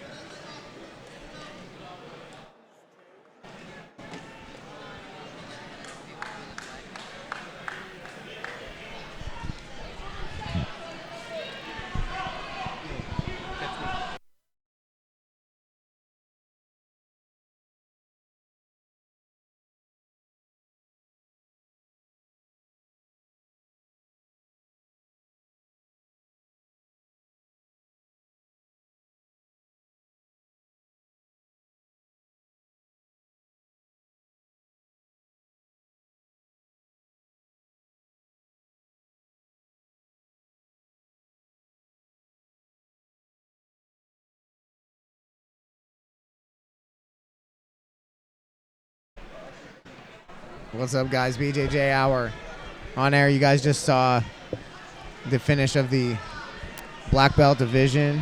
Abraham Marte ends up taking home the first place, and we're going to get that official announcement here from the tournament director and promoter, Dustin Ware. Josh Hughes to ring forward. Josh Hughes, you need it immediately at ring number 4. Josh Hughes. Guys, again, when you check in at your table, please do not wander off. As you can see, we're extremely crowded. We're trying to keep these matches going. If you check in and walk away, then we're stuck not able to call you back. One is me. So please stay at the table once you're called in. I just need to make sure I can hear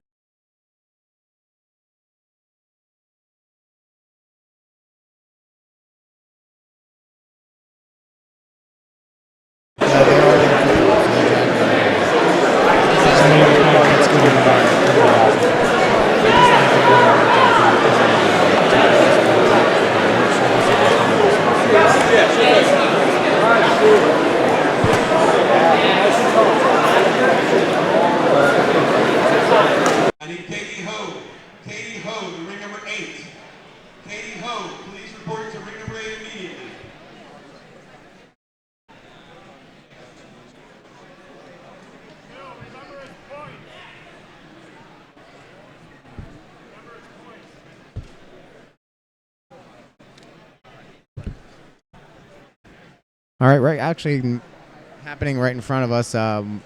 One of our team members that help we do the Jiu-Jitsu Times collaboration with our podcast. Match is happening right in front of us here.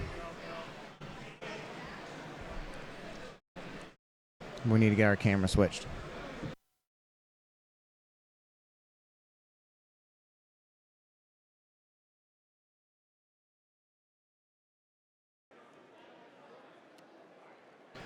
Emil Fisher with the triangle attempt here on his opponent standing up. Big, strong guy.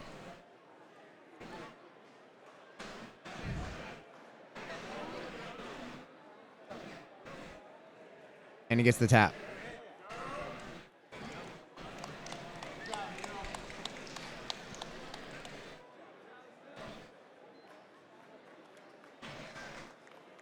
I need the following competitors to ring 8. Blue belt, 140 to 154. Blue belt men, 140 to 154.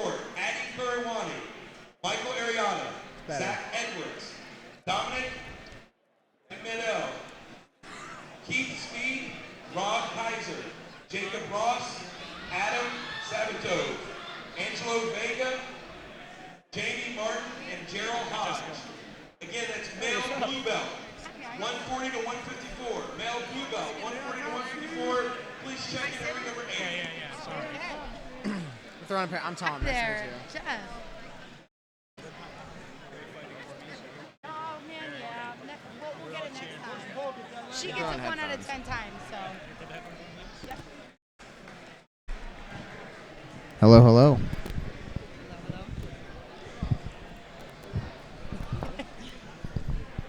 Did you take that one? Hello. He's not even on camera, so.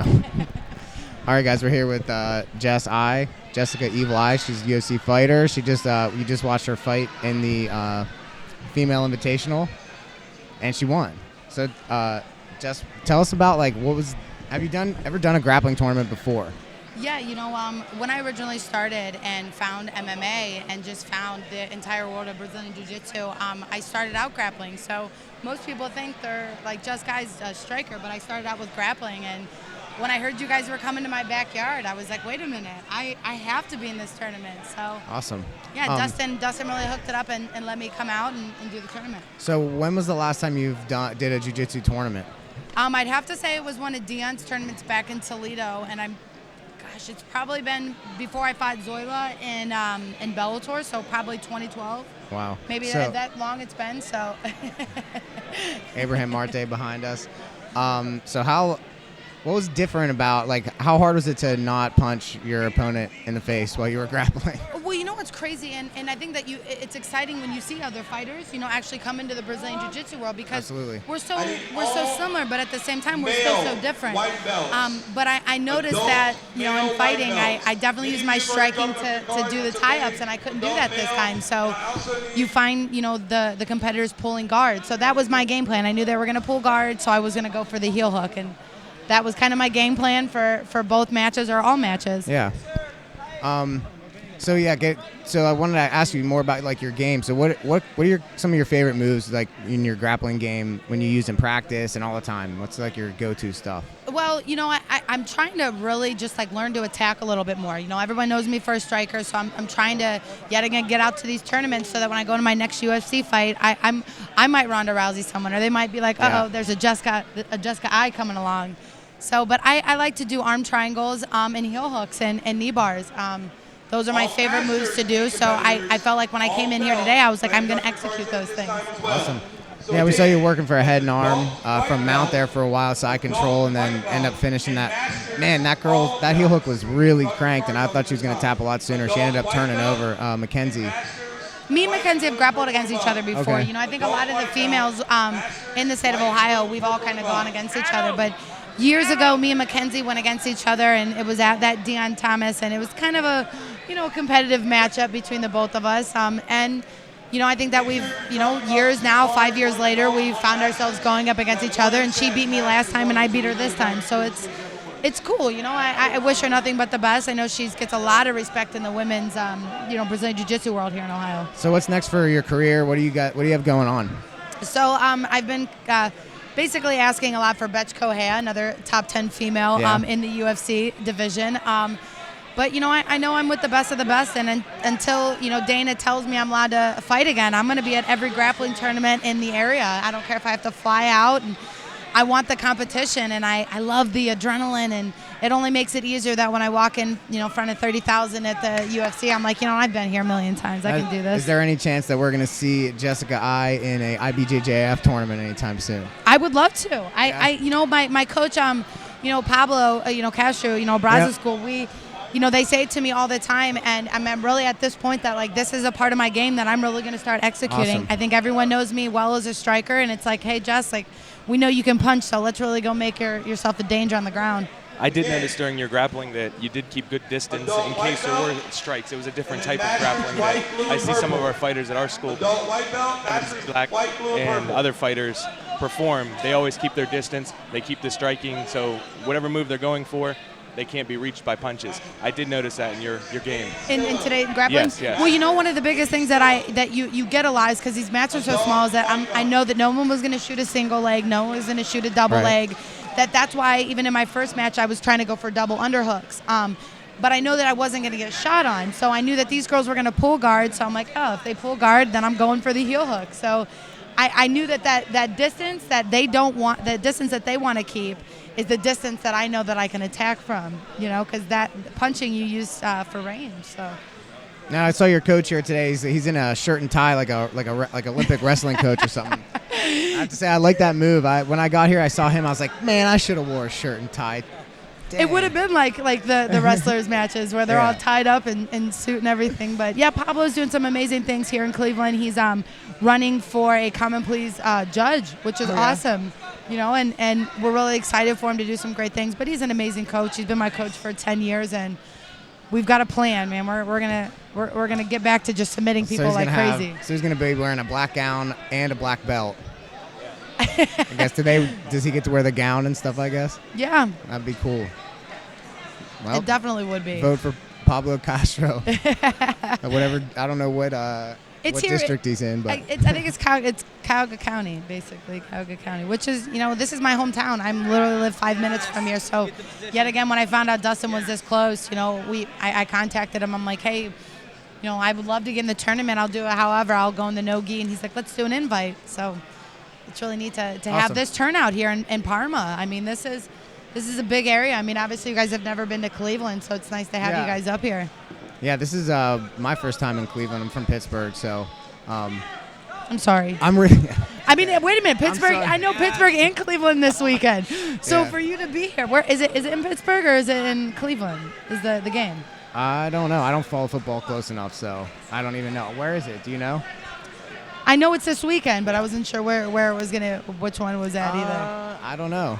We'll see. I'm not going to be. Well, I probably won't be watching anyway. So, I had a question for you. Now I'm totally blanking on it. But, well, welcome to Cleveland for your first time. If you're looking for a carb overload, hit up a place called Melt. It's right by the highway. Melt. It's like the biggest sandwich spot. They had it on the Man vs. Food. It's like a 10-pound grilled cheese. About like 20 minutes ago, I actually mentioned how hungry I was. So the Melt. Get the Melt challenge. The challenge. If you even get it tattooed on you too, you get free Melt for life. You can do it with me if you do the challenge. We're gonna get sandwiches. Diet, though. So, do you ever train in the gi? I do. You know, I try to get into it as much as I can, but probably not enough as I should. You know, with MMA, there's so much to think of, and it's almost you know, there's so many facets that I have to concentrate on that. I think my forearms can only take so much. I mean, between grabbing and grappling with the gi on, and then turn around and punching, and I think in my mind the way I look at it is that when I'm done with my MMA, my full MMA career, I'll have a whole nother career, and that will be, you know, getting my purple belt, getting my black belt, and just it'll give me something to compete at that level, you know, and it'll be something to look forward outside of, you know, my actual fight gear when I decide to stop getting punched in the face and start submitting people. You train with Stipe. Miocic. Stipe. Yeah, Stipe Miocic. Miocic. What's it like having a guy like him, you know, on your team? I mean, somebody like that, one of the most dominant fighters in the world right now, in the room. I mean, what's that like? You know, it's hard because, you know, like when people are like, oh man, you train with Stipe, or like what you said, like I've known Stipe since the moment I started. We both came to Strong Style within a month of each other.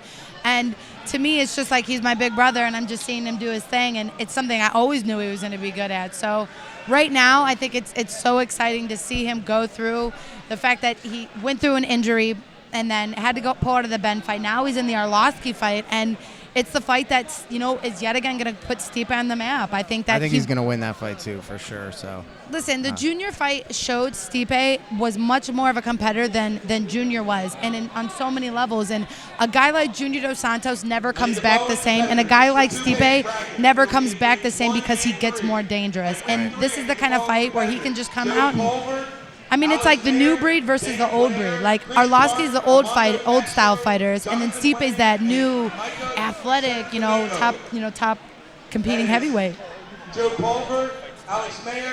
I'm excited for these fights. Obviously, it's in the women's division, and I've gotten a chance to be around Ronda. Obviously she's at the top of my division, and I want to be there. I mean, nothing against her or anybody. I want that for myself. And obviously a girl like Holly, who was this great striker. I mean, this is literally two different kinds of fights. So I'm excited to see what's going to happen.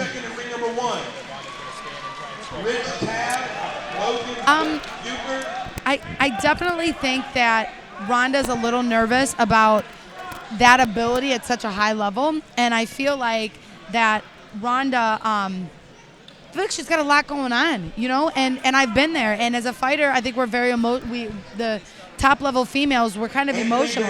We strive ourselves on using that emotion, and I feel like a lot's going on. She's got her coach, all over the news. Yeah. She's got a relationship all over the news. Yeah. She's got her mom all over the news. And then at weigh-ins last night, I mean, you could hear the chatter in her voice when she got upset. And I mean, women, I think, are a little bit different than men that way. We just compete different. We use our emotion differently. So, well, and everybody knows, when you have turmoil in your life, it can be it can help motivate you, but it can also be a big distraction for what you're trying to accomplish, and it can mental drain. Yeah. I think that women have a harder time than men do. I genuinely feel like you guys are just built different than the way we are. I think women are great competitors, but the emotion grabs a hold of you, and I think that's a lot to deal with at one time, especially whenever you are the UFC's got her everywhere. I mean, she can't turn, and I think that's going to count for something. So do you you make up a good point, and it's probably not something that's talked about a lot. Do you do anything specific, to make sure your mental game is on point? Do you do any meditation, anything at all like that? I think that I'm learning more that my last two fights have been high level fights, and it was new for me. It was like, wait a minute, I thought I was prepared, but I wasn't. I felt myself, going into the cage, and I was like, wait a minute, why can't I feel my knees right now? Yeah. So it's I started being like, wait a minute, I thought I did everything mentally to prepare myself, but I do notice a difference when I have had some outside distractions that it's caused me to feel some way. So I try to keep myself away from it. I try to keep myself away from anything that might, chatter me a little bit. So, do you have any sponsors you want to plug? I mean, there's probably only, I'm going to be generous saying maybe there's 30 people watching. It'll probably go back and get watched later. That's how we get most of our views. But well, we'll definitely help get you guys out there, too. Yeah. We'll make sure you put you all over my fan page and stuff. And, I want to thank you guys for having me on, and it's a pleasure that you guys come out and help people and talk to these guys the way that you are. And, I want to thank my fans and everyone for helping me. So thanks for coming on. We were joking. Well, that's actually not a joke, but I was telling the guys I actually have a huge crush on you. So I'm really happy. So we'll leave it with that. I'm gonna go get Jessica's number, and we'll get back to the action. Thanks, guys. Thanks for your time. Thanks for coming.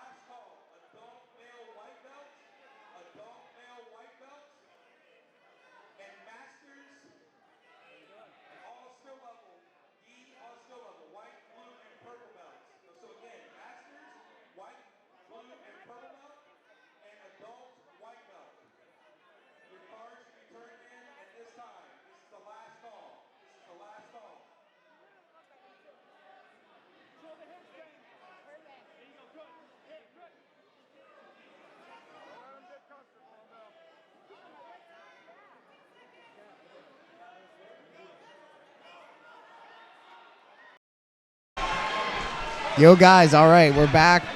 We were watching some of the blue belt action, but we're here with Abraham Marte now. Can you hear us in the headphones?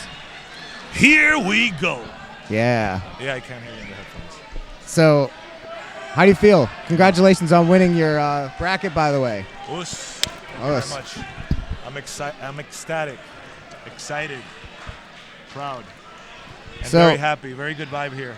Good. I'm glad you like it. So, tell us a little about your matches. We saw you really pulling that closed guard and really using that collar grip a lot. Is that something you go seminar, to? Yes. The thing is, I've actually. Give me 1 second because I'm kind of freezing. I'm not used to this weather. So okay, no problem. It's for me right here. Yeah, I have a bunch of students here and a bunch of people that have done seminars with me that are present. So I was really trying to like impose the details and stuff that I've been sharing in the seminars. You know what I mean? Okay, so that's cool. Yeah, so I did a seminar at Dustin's, and it was all about aggressive close guard, which is also going to be on my Jiu-jitsu release coming out soon, Aggressive Close Guard by Abraham Marte. But anyways, so I was trying to like really like show the guys, you know, that it actually works, and this is the game I like to play. So but it was really fun, yeah. Yeah, so you did a couple of seminars here recently. I wasn't able to make it to the one down in True Believer, but in Pittsburgh. But a couple of my friends went, and my good friends, Jake and Marie, would agree that that's a douche move. Not going to the seminar. Oh man, I'm sorry. I'm sorry. I'm sorry. I'm sorry for you. I'm sorry for you. I'm gonna be sorry too when all my friends start tapping me with Yo, your aggressive close guard. Yo, big hug to my peeps at True Believer, Pittsburgh. What's up? Love you guys. Yeah, congratulations to Jake and Marie on getting engaged. Congratulations, guys. So you we were just talking about injuries. You got a really bad back injury, or did you break your back or something early in your jiu-jitsu career? When I started jiu-jitsu, I was very thin compared to now, yeah. So right now I run between like 250, 260 normally. When I started jiu-jitsu, I was like 205, 200 pounds. So I didn't have a lot of muscle in my back, and I just started suffering from really bad pain. Like that guy's about to have if they like keep doing that scorpion lock on him. But anyways, so I used to suffer from like really bad back pain, chronic back pain actually, and I had to quit jiu-jitsu for 2 years as a white belt. I was still a white belt, but I quit jiu-jitsu for a couple of years. Then that's how I discovered weight training, and I got like diesel. Yeah, that's how I got diesel, and and then when I came back in jiu-jitsu, like I've never gotten an injury. Good. Yeah. So not. He's knocking on the wood floor. Knock on wood. I've never gotten an injury. Thank so God. Tell us about your strength training. What do you do? Love to my strength coach, Tony Parra, in Dominican Republic, world-class strength coach. He keeps me healthy, keeps me fit. And what do I do for what? Sorry. What do you do for your weightlifting? Like, what kind of strength training do you do? Is it top secret? It's not top secret. I'm actually a strength coach under Charles Poliquin. He's actually the mentor of all of us who use his system, and he's like, in my opinion, the best strength coach in the world. And then my coach Tony Parra is also my friend for like since I was a child, like since I was 15. Has just been working with me. Like we've been using all the right information from using the correct the correct training parameters, periodization, and that transfers into functionality in my sport. You know what I mean? Now, do you see a lot? Do you think that that's something that's underused in the jiu-jitsu world? People having like a really solid plan as far as how they're going to be training, strength and conditioning. Yes, in every sport.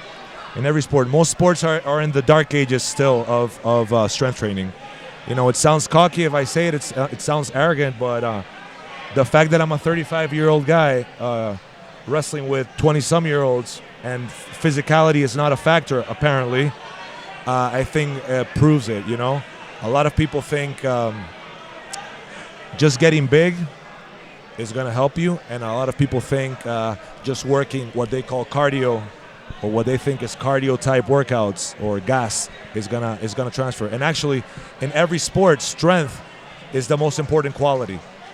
You understand? Strength is never a weakness. No, strength is the most important quality of an athlete, or at what's at top of the pyramid is strength. If you think of a marathon race, people say, "Oh, the guy with the most endurance wins," but that's not true. The fastest guy wins. Maybe the guy who finished the line was about to gas out, and the guy who finished second could have gone for like 5 more miles. But the guy who finished second didn't win. The fastest guy won. It's the same thing as a car race. The fastest car wins. Same thing as any sport, you know. So strength is what really transfers into everything. Not taking for granted technique, of course, because in jiu-jitsu, technique is the name of the game. But if I would meet my clone on the mat and one of us was stronger than the other, probably that would be imperative and overwhelm the other person, maybe. Awesome. Probably, I'm sure, actually. So do you have anything you'd like to plug, any sponsors, or you mentioned your DVD coming out? Hells yeah, dude. I have many things I need to plug, but give me 1 second because like I told you, I'm sweaty and I'm chilly, so grab my mic for me.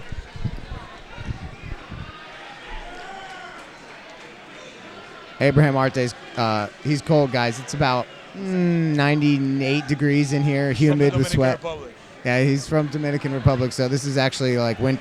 Yeah. This indoor weather here is like winter for him. So maybe I just want to show everybody my sick manto hoodie. No, so anyways. As we were talking about sponsors. Okay, that is cool. I like that. You know what I mean?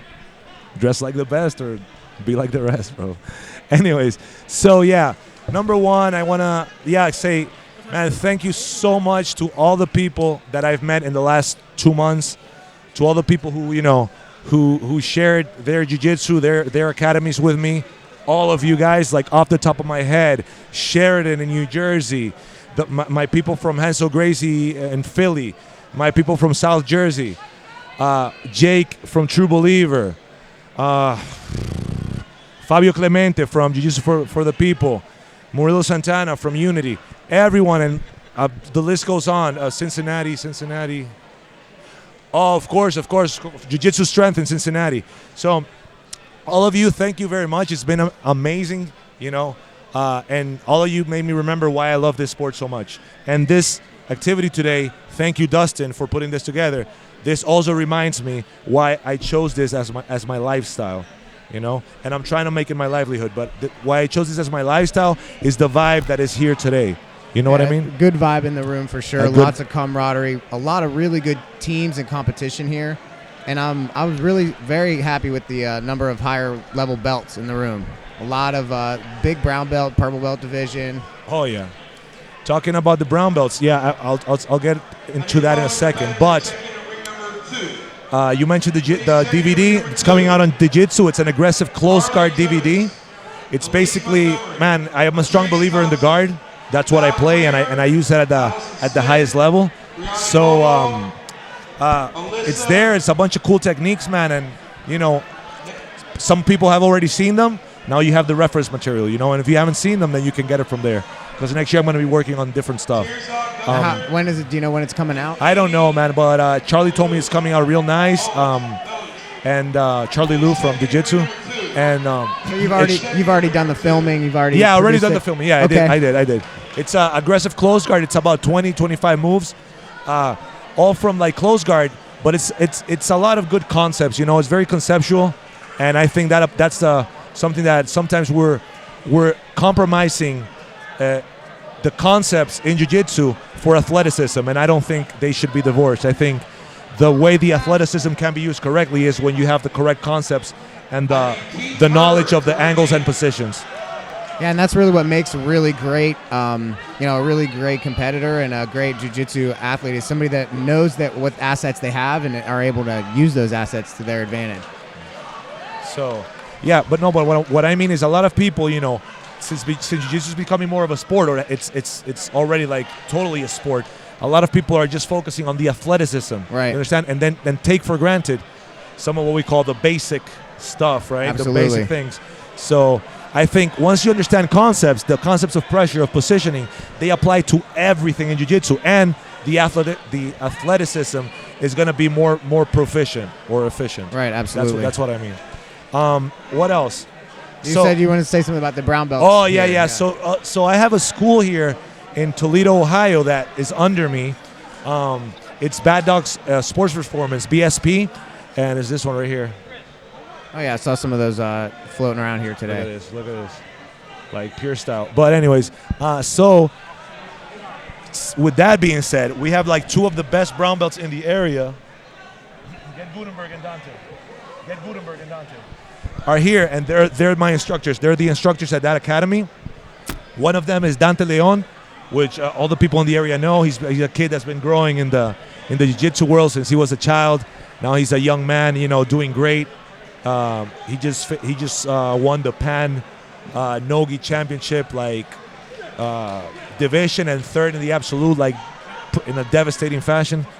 And we have here, who to my opinion is the best brown belt in the world, is gonna probably live here, and probably not. It's gonna live here in Toledo soon, and that's Gutenberg Pereira. So for all you who don't know him, remember the name Gutenberg. Remember I told you first, because I already said it, since he was a purple belt. And to my opinion, well, him and Nicholas Mergali to me are the best brown belts in the world, but I like his game more. And here's the guy with the most charming smile east of the Mississippi. I don't even know where the Mississippi is. It's this guy right here. Look at him. So this guy's supposed to be the best brown belt in the world right now. According to me, yes. According to Abraham Marte. You guys heard it here first, man. Yeah, I hope you saw him fight today. We did. And I hope you saw him fight at at Nogi Worlds. This is the actual last year double gold Pan Nogi World Nogi purple belt. This year double gold Pan Nogi World Nogi brown belt. Nice, guys. So he's a world champion brown belt also in the gi, and this is Dante. Look at this. We have the best looking people also. Look at this. Look at these faces. Look at these smiles. So yeah, these guys are in charge of Bad Dog Sports Performance, Brazilian Jiu-Jitsu, man, BSP, and we're all part of the same family. We're all GF team, and just trying to spread the love and spread jiu-jitsu in the area, man. Hey, well, thanks for coming on the podcast, you guys. Thank you, Abraham, Marte, they're all really handsome guys, and they're really good at jiu-jitsu, too. Be on the lookout. Jiu-jitsu's putting out. I see you like the beard. The aggressive close guard, yeah. Are you familiar with my beard? I am very familiar. I was hoping I was going to get to see it today, but. You will get to see it next year at Worlds, but it will be more than likely and more than partially white. It will be very white. That's fine. Yeah. It's okay. But anyways, man, I want to say now thank you guys, because I really appreciate what people like you, sir, do, because that's what inspires us to keep on going. You understand? Yes. Well, we appreciate it, man. We really appreciate it. That's from the heart. I've been joking around a bunch, but once people get to know me, or the people that know me know I mean it. It's sometimes in jiu-jitsu we encounter a lot of douches, a lot of bullshit. Can I say bullshit on the podcast? Yes.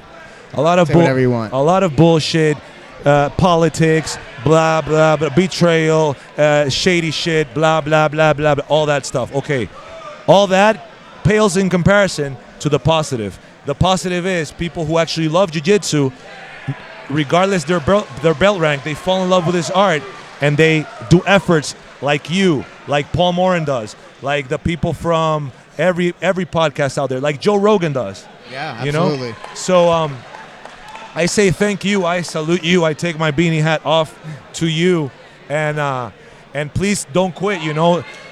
Focus on the positive, and there's the sky's the limit for this sport and this community, and I believe that if we all do this with love, it's gonna go a long way. Absolutely. So thank you for having me. Hope you found me slightly funny. Look him up, guys. Abraham Marte. Thanks a lot. Yes. Oh, un saludo a la gente de Básico allá en República Dominicana, al Metrón, Abraham Tabar, el pionero de Jiu-Jitsu en la República Dominicana, el papá de Jiu-Jitsu en la República Dominicana, los muchachos de Básico Brazilian Jiu-Jitsu, los más duros de la isla, y un saludo a mi familia. Te amo. Y nada, nos vemos pronto. Ya voy para allá el lunes. Estamos en el tatami el lunes, ceremonia, piña. Y thank you very much. Us. Okay, guys, we're gonna switch back to some action here. Here we go. Here we go. We'll switch back to some action here. We're gonna bring you a couple more guests we need to talk to. Thank you. Brandon Copperland, Stephen.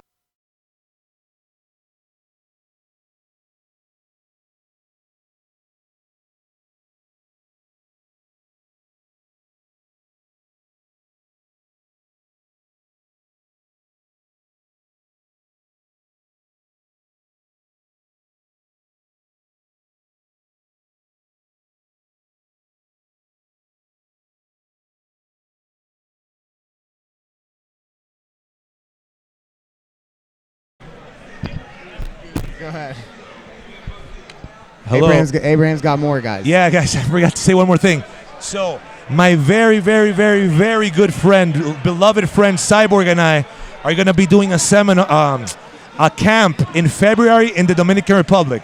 So it's going to be a 4-day training camp, escape the winter, go to paradise, and we're trying to make it really affordable. We're still working out the numbers, but we want to make it, it's going to be around, I don't want to say a number, but we want to keep it real low. So, okay, what I want to do is make it like around $1,000 per person. There we go. 4 nights, 4 days, all inclusive, and jiu-jitsu, jiu-jitsu worth the buck. So it's gonna be Cyborg and I, and a bunch of people from New York are going. And man, please keep posted for that. Keep posted. BJJ Hour is gonna know all about that, and. Thank you, guys. Thanks everybody for the support. Yeah, love you. Thank you. Us.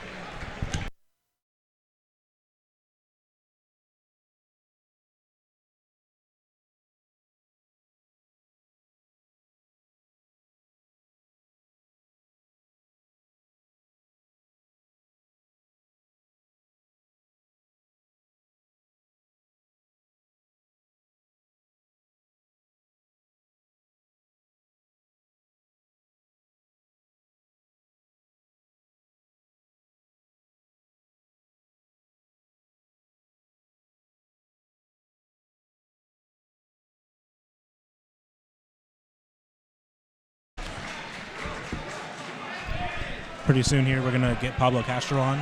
He's coaching a match right now, and we'll get him on here. We're trying to get as many people as we can before we pack up to go. All the blue belt matches are going on right now. We'll just show you some of those real quick. We got a full gym. We got purple belts over here. White belts getting down to it. Robo Grappling co-host. Emil Fisher's running around somewhere. We got a match somewhere. Girls matches on the right side. We got a lot going on. This place is pretty packed. I didn't expect it to be this packed. Yeah, it's packed. It's warm too. Yeah, it's warm in here. So, let me see. I'm gonna check the chat real quick. See what people are saying. I don't know. I know Mike had some words. Shout outs to Mike Mijas. Shout outs to KDJ. Yes, Mike, I know I need a haircut. All right. So I gotta hold it down by myself for a minute. We got all the coaches are now, getting into their people clothes because it's very warm in here. And after the gi matches, the no gi matches are gonna start. We're going to be packing it up pretty soon here. We want to get Pablo on here. He's running for a magistrate right now. And those that aren't from Ohio or the Cleveland area, Pablo Castro, the Pan Am champ, world champ. He's defeated the Red Power Ranger in a grappling match. So, and he always has some words of wisdom for us every time he comes on. So we're going to try to get him over here in a minute.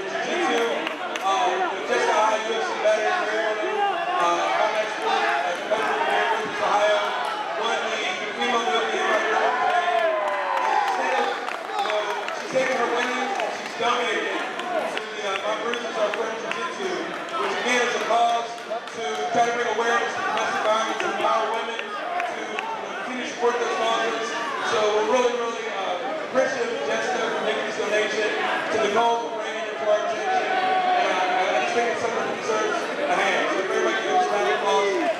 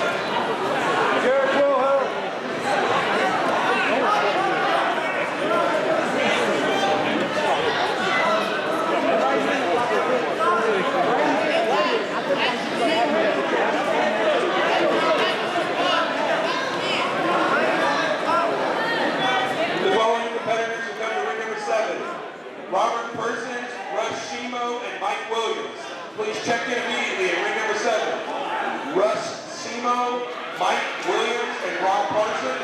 Please come to ring number 7. I also need George Torres, David Linderer, Eric Parker, and Sean Daly. Please check in at ring number 7. Again, George Torres, David Linderer, Eric Parker, and Sean Daly. Please check in at ring number 7.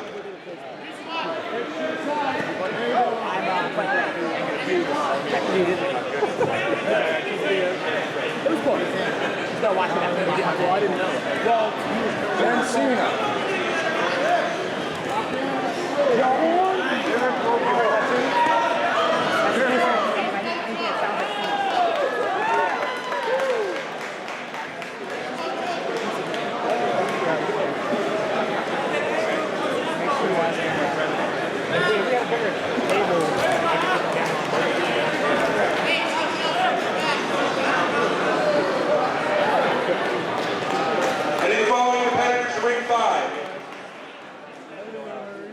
Masters. Hayden Lutz, Thomas Ferroni, and Adam Osberg. Osberg Adams. Osberg Adam. 15-year-old. Hayden Lutz and Thomas Ferroni.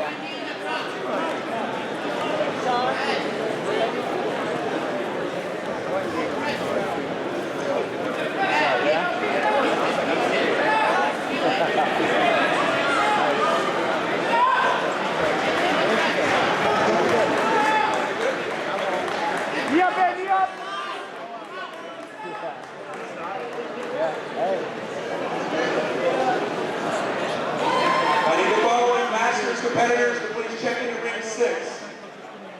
Get that foot between your legs.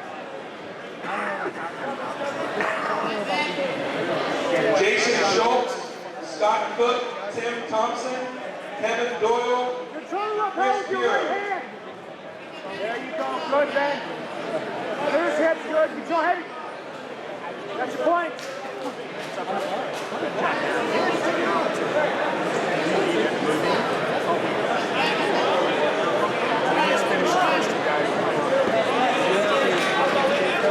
He has a trainer. He got a gym in the good job. It's like 2 hours. Okay, guys, we're back. We're just wrapping up watching some of this, the white and blue belt gi divisions finish up. We still have no gi to go, if I'm not correct. But we're here, just a reminder, you guys are watching the BJJ Hour. If you didn't know that, then you're probably messed up.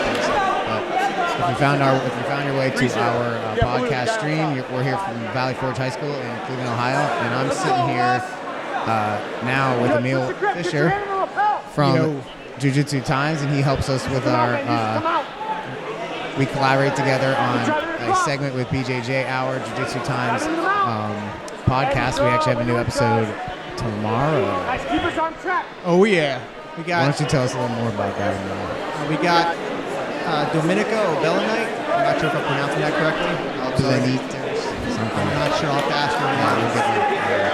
But she is a young black belt. She just got it from Marcelo Garcia. She is his, I believe, his first female black belt. Wow. She got it in January, and then she did another path that was very unusual. She won Worlds. She won Absolute and her weight class. She's the first competitor, period, ever to do that, to win it the first year they got their black belt. So that's really exciting. We're going to have her on the show. She started the whole equal pay for women in BJJ. And we're also going to have a certain 27-time world champion, a legend of the sport, Renato Laranja. Yeah. Uncle Hanash. Yeah, he's our uncle. We're really excited to have Uncle Hanash on. So, that will be very interesting when it happens. And you guys can look forward to fireworks. It's going to be fun. Renato Laranja always brings a presence with him, and he brings some presents with him. Who knows, but it's going to be crazy. So how have your matches gone so far today? Oh, not as well as I would have liked. My first match, I won by triangle. Yeah, we got that one.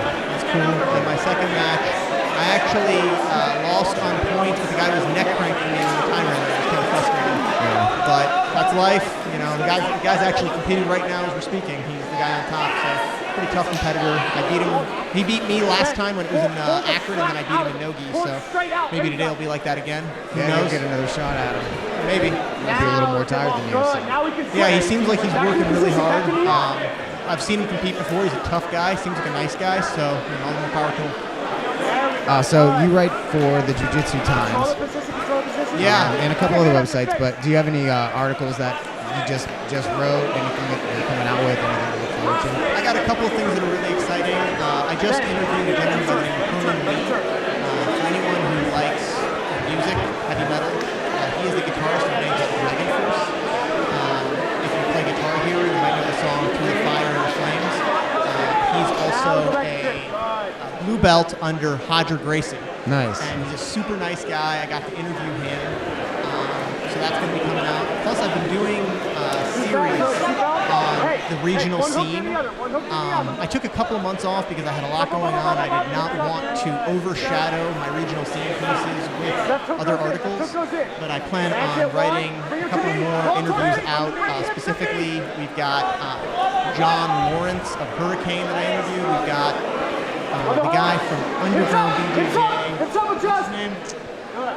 Yeah. From Underground BJJ. I'm drawing a blank. Super nice guy. We just had him on. Yeah.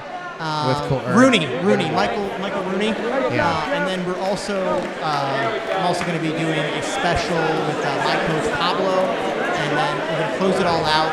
I'm interviewing one of the gentlemen who brought jiu-jitsu to this region, Craig Kramer. Right. And I'm also going to be interviewing probably one of the Helsing guys that originally got Helsing to come through back in the beginning. So it's all going to be very exciting, very interesting. There's So I'll use my regular pieces. So let's go back to Dragon Force for a second. Because most of our fans are also metal fans. They're especially, I'm sure they're acquainted with Dragon Force. Probably not. But so do you think that they speed up their tracks for their studio stuff, or do you think they're really there hitting every single note that fast? I've never seen them physically up close. I've never actually watched them up close. I don't know. I'm not going to make a comment on that. We have a live DVD. We're like getting real controversial here, guys. Watch out. Gotta watch what we say. I have a live DVD of theirs, and I think they play like maybe a few steps lower on the for the singer, but it looks like they're going as fast as the CD. And I was like, man, I really thought that they just sped those tracks up a little bit to make it seem like. But when I watched the DVD, man, they're doing it for real. It's insane. Yeah, I really don't know. I don't listen to Dragon Force much. I like them. I prefer stuff along the lines of Symphony X or Blind Guardian. I like Dragon Force. If they come through and I'm around, I'll see them. You know how it is. And we've officially just bored everyone. Nobody cares. Nobody cares. Nobody cares. It's heavy metal music. Nobody cares. But I will say this: Jiu-jitsu metal for life. Yep, that's for sure. Yeah. What'd you think of the? Were you here for the invitation and stuff? Yeah, we got set up. We started streaming from the first match. We got Jessica's. We got all of Jessica Eyes from the first match, and we didn't have our mics up then, but. It was pretty impressive. I was actually really impressed with Abraham Marte. Said that he did a little seminar series here in Pittsburgh and Ohio. Did about 6 or 7 seminars, and he taught his aggressive close guard system that he sees he's developed. And today he said he made it a point to use all those moves for his students that were competing here. And made it a point. And I thought that was pretty interesting. He kind of took these moves on tour, and then he hits the tournament and imposes all these moves he just taught the seminar on a bunch of platforms. So that was pretty impressive. Yeah, I watched some of his stuff. He's pretty good. I really enjoyed watching my teammate John Gunther. He did really well today. Yeah, John's tough. I competed against him in Youngstown. Good fight last year. He tapped me twice. He's a tough guy. Yeah. I get to roll with him all the time. He's a nice guy too. Yeah, but he had the handlebar mustache, and I had my big beard at the time. I was pretty there. Awesome. Yeah, you were there. Over here we got on bottom Dominic Marini. I'm not sure who you guys are on top. Dominic just took double gold in Chicago in Gia Nogi back in, I believe, March. Tough guy. Yeah, and if you know any of these competitors, let us know. Give them a shout out because we're not getting the brackets, and we don't know who these people are anyway. We're just kind of calling them as we see them. Yeah, that's fine. The guy on bottom here is Dominic Marini. He's probably got the guy right where he wants him. He's got a sick half guard. So yeah, he's still got the half guard locked in. He's gonna do something. He's gonna do something pretty cool. Looking to go deep and come up maybe for looking like a Raider sweep or sneak out. Oh, look at that! Look at that! Look at how sweet that is. He turns for it. Yeah, comes up. I really like Dominic. He's a good dude. And he's in right into double underpass. Yeah. It looks like he's like coming through the middle. Oh yeah. He's a tough dude. He's a grinder. Keeping good pressure down. Trying to lift up his opponent. I keep saying partner.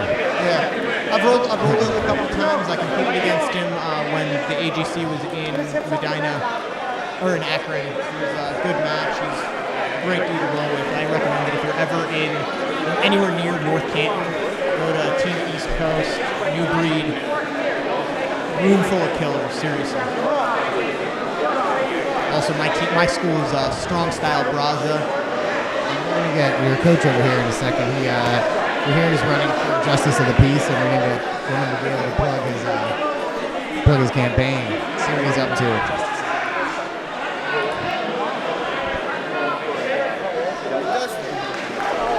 They've got one match to go, and they're caught up to me. Oh, look at this. Dominic's going to probably want to pass his guard on the right side. Yeah, looking at... Oh, he's going the other way. He's switching, going over, under, and then he kicks the leg out. That's dope. He's dropping the hip down and really making him wait for those points. He's not fun to have on top. Gets him. Probably going to be on belly next. He likes his knee on belly. Steve, you gotta move. Apparently the guy on bottom is Steve. We got a guy, yeah, Steve.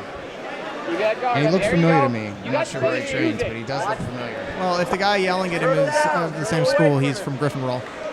There you go. Steve from Griffin. Or he just might be friends.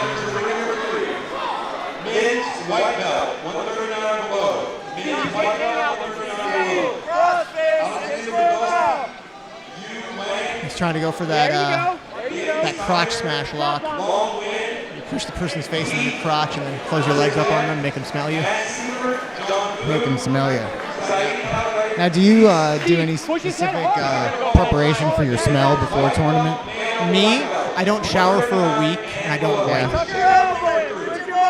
No, I'm kidding. I don't actually do Steve, you gotta anything. move. You can't hang out there, buddy. I do like to roll through the day of if I can. Nice. Like if there were an open mat going on right now upstairs, I'd be there. I don't care what you do. Move. I do like that they have the open mat space upstairs today. Big shout out to AGC for doing that up there. They have an open mat space for people to warm up on. This is the first time I've seen them do this at one of the events, and I'm a big fan of that. I think that that's an excellent idea. And you guys can see what we're talking about. We're keeping the camera on the action here, but right up behind us, there's a balcony, and they got warm-up mats up there, and it's super crowded in this auditorium right now. There's a lot of competitors here, a lot of teams. Everybody's well represented, and if there was to be a warm-up area in here, I don't know where it would be. So, yeah, for sure. That's actually, I didn't know that was up there. But. Yeah, it's up there. It's awesome. I think that it's excellent that they're doing that. I think that tournaments that don't do that are not nice to their competitors because the reality is that we're doing a very athletic sport. The first match always sucks because you're not warm. Yeah. You know, give us an opportunity to at least have something. Plus, they keep us waiting around all day, which kind of sucks. Yeah, you wouldn't go to play a game of hockey and have to put your equipment on in the parking lot or something like that. So competitors need to have a place to do their thing before the match. And a lot of tournaments are doing a better job of that now. Yeah. Looks like Dominic is really dominating this match. You got 30 seconds. Everything you got. Time's going to run out in a couple seconds here, but I think he might still get the finish. I think he might get it going or something. And he's got back points. He's definitely got points for side control. I can't see the scoreboard from here. He's got a sick bow and arrow choke too. I've been on the receiving end of that. He might go for that arm bar. Looks arm bar, then he might think to jump mounted triangle, but bails on the whole thing. He's not going to let the guy score right now. I think he's going to go right to this arm bar. Time's out. I think he would have finished that. That was awesome. That was awesome. You guys will see me next week at Mission Submission. Yeah, we'll be there as well. So it's in Edinburgh, Pennsylvania. We'll be live streaming that as well, guys. So I'll be there baking cookies, picking limbs. If there is anybody watching right now, I'm sure you'll be watching us next week because we really don't have anything better to do. So apparently neither do we. Well, I have something better to do. I'm going to be choking people. Yeah, you're going to their arms off and stuff. I like. Oh, up here, up on this mat, we got my teammate Eric Fain. Eric Fain is a tough SOB. He's one of our longtime competitors. Just took gold in Chicago. I think we should be getting a brown belt soon. One of our instructors. I've learned a lot from Eric over the time that I've been exposed. Super nice guy too. Interesting to see this match. The other guy, I believe that I could be wrong. And he looks big, man. He's got a big, strong, barrel-chested upper body. He's strong, man. Oh, like a force is strong. Dude, seriously, looks like he's from another time. The training man. You can see what Eric does. Eric is a killer. I like like his half guard, and I like his leg locks. He actually got a leg lock on someone a bit earlier. Looks for that foot sweep. He likes his judo. He's got head position. Here he's working the inside tie, so. He used to be a shoot fighter. He got a strong catch wrestling background as well from Marcus Marinelli, strong style. He's trying to get a reaction here. He keeps putting his foot out there. I think he's trying to get him to step back so he can attack the other side. He's trying to set up. Oh, but he gets foot swept outside on the outside himself and ends up coming down and conceding to half guard. His half guard's not somewhere I would want to be. When I roll with him, yeah, that's what he does right there. He gets that lockdown. Set the lockdown. He does some nasty sweeps. He's even got some submission setups from right here. Don't be surprised to see something fast and violent happen. Goes to the butterfly and recovers. He doesn't like the close guard, really. Now he's just hanging onto his arm to stop the pass. I don't know what he's doing. He might be trying to go for a straight arm or something bad. Oh, he's still here. That Americana he was about to go for is something that he and I have worked on many times.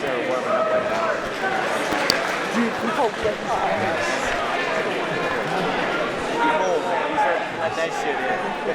You're gonna get a cold atrophy. White dust popping out of my. We still haven't got. Did we get our pass points yet? I'm not sure. But we're inside control now. Pick his leg. Oh, there we go. Come on, I gotta Eric. try not to move it so much. Oh. Yeah, hold it down.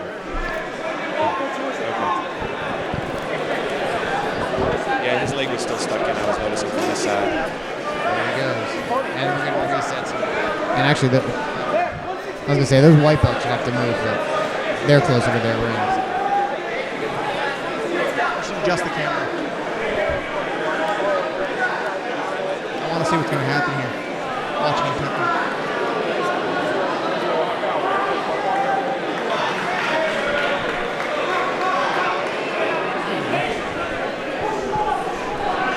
By the way, just a big shout out to my sponsors, Amy Joy Donuts, best donuts in the region. Cruise Combat, they make all my patches. Gladiator Soap, they keep me funk free. And Pony Club Grappling Gear. Please excuse my globe-ass swag. The Gladiator soap, like I said before, I'm going to use it regularly until 2 weeks before the tournament. And then I don't bathe at all.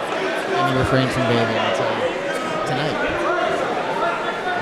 Well, no, I'm going to bathe pretty much as soon as I get off the mat. I'm going to have someone just spray a bunch of NOS on me, Ultimate Fighter style. It's okay. The sweet sugar will clean it up. That's what they do in they pop NOS instead of champagne bottles, I guess. I don't know. It's kind of silly. Yeah, it looks like Eric's having a hit this guy's size. A big guy. I don't blame him. Tight side control there. Nice show of sportsmanship here. Up and up. A guy like that with a small, stocky frame, when he gets up on, gets that side control, and really gets that chest to chest, it's hard to get that mafia. I like to mush their cheeks. That's what she said. Zing.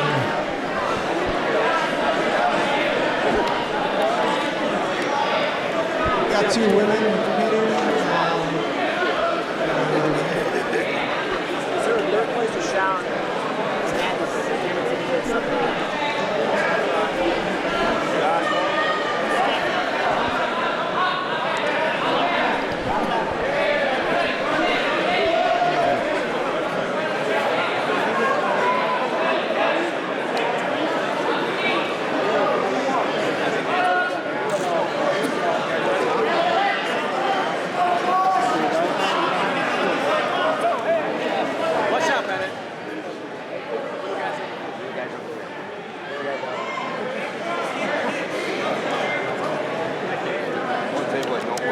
I know, right? We're gonna take a quick moment.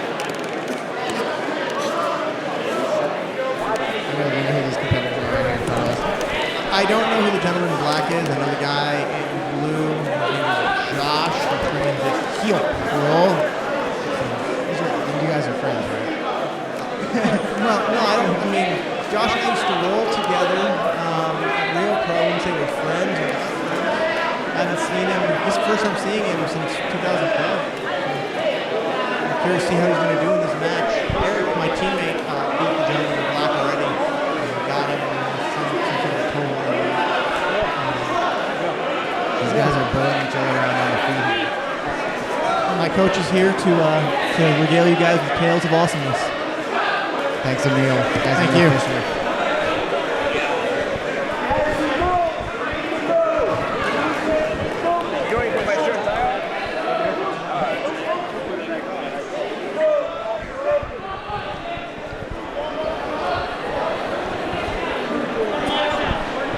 Ladies and gentlemen, we are now joined by Pablo Castro. Well, thank you guys for having me out here. Yeah, and we were just talking actually when Jessica, I was sitting over here. I told her I was very complimentary of your shirt and tie, very reminiscent of like a wrestling tournament. Like the coach, but yes. Yeah, I like it. And when I walked in and saw you, I was like, man, I should have wore a shirt and tie. I would have put it back on. I just kind of got a little hot in here, so. Oh, it is hot. I've been shedding layers all day, so. So tell us a little bit about what's going on at your school, your camp. I know Jessica said you guys have a plan. You guys got a lot of momentum right now. So can you elaborate more on what you guys got going on? Well, the school's always grown. I think, proof's in the pudding. We come to the tournaments. The guys are all successful. I know I've competed but I don't think it's just my success. I think it's the success in the students. And when you see that, we get a lot of guests to come in. My place is always open for everyone, As much as we can help you, you help us, and that's definitely something that I think our students take advantage of is having guests come in. I know sometimes there's always these secrets or closed doors, or we only want our people in, and you know what? It's growing so much now that's really kind of it's evolving so that everybody's welcome and open. At least here in Northeast Ohio, it's definitely so. Our gym is growing. Our students are getting very, very accomplished. And Jessica, her roots were grappling and jiu-jitsu. And she had first started with, rolling, as a lot of MMA fighters do. And then, of course, one thing she had to work on is her striking. And so she worked on her striking a lot and started getting into with the MMA programs. And next thing you know, she's in the UFC and she sells herself. I mean, the girl can speak. She's definitely a role model for a lot of girls, and so. But people forgot she started in grappling, so that's one thing we want to make sure that she herself remembers, and everybody else, that she's a tough competitor. And when we were talking to her, we asked her if we'd possibly be seeing her at an IBJJF tournament sometime in the future, and she said she was open to it. She was like, absolutely, I would love to. So let me ask you this: if now, does she actually have formal rank in jiu-jitsu? Just like any traditional Brazilian jiu-jitsu program, well, at least where I consider a customary, you have to put on the gi. Right. And the gi, there's certain techniques that you got to know, the fundamentals, etc.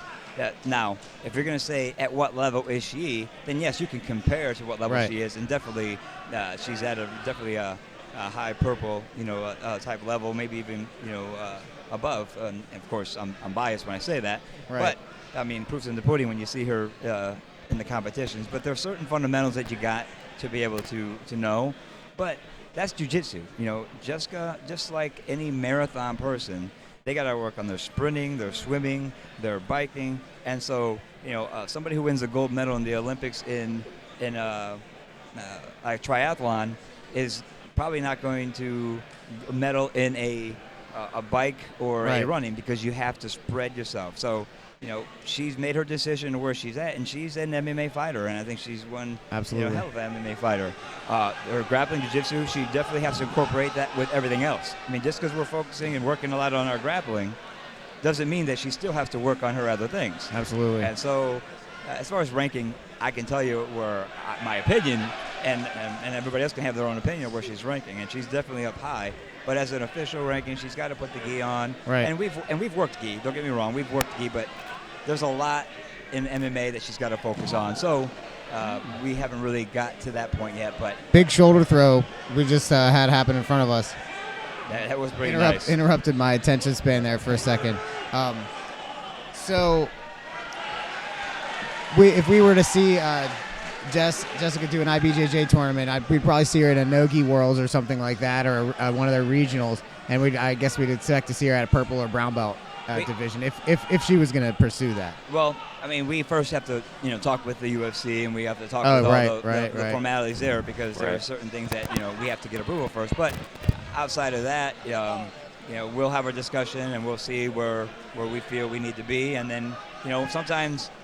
If you're going to err, we'll err inside our caution, and then we'll work our way up. Right. And so just because we're at a certain rank doesn't mean that that's where we feel, but we're going to work our way up to build. This is not about to prove how good of a jiu-jitsu or grappler she is. This is to get her better for MMA. Absolutely. And all this training is for her true sport or where she's at. So we're going to proceed the way we need to, and we'll strategize with all the coaches as well. So I can't tell you where she'll be, but yeah, I can tell you where I feel she should be. So we heard through the grapevine that you're running for public office or a justice of the peace. Can you tell us a little more about that? Yeah, that's actually why I was wearing my my suit and tie. I came in here. I was in an event earlier today to promote as far as neighborhood safety.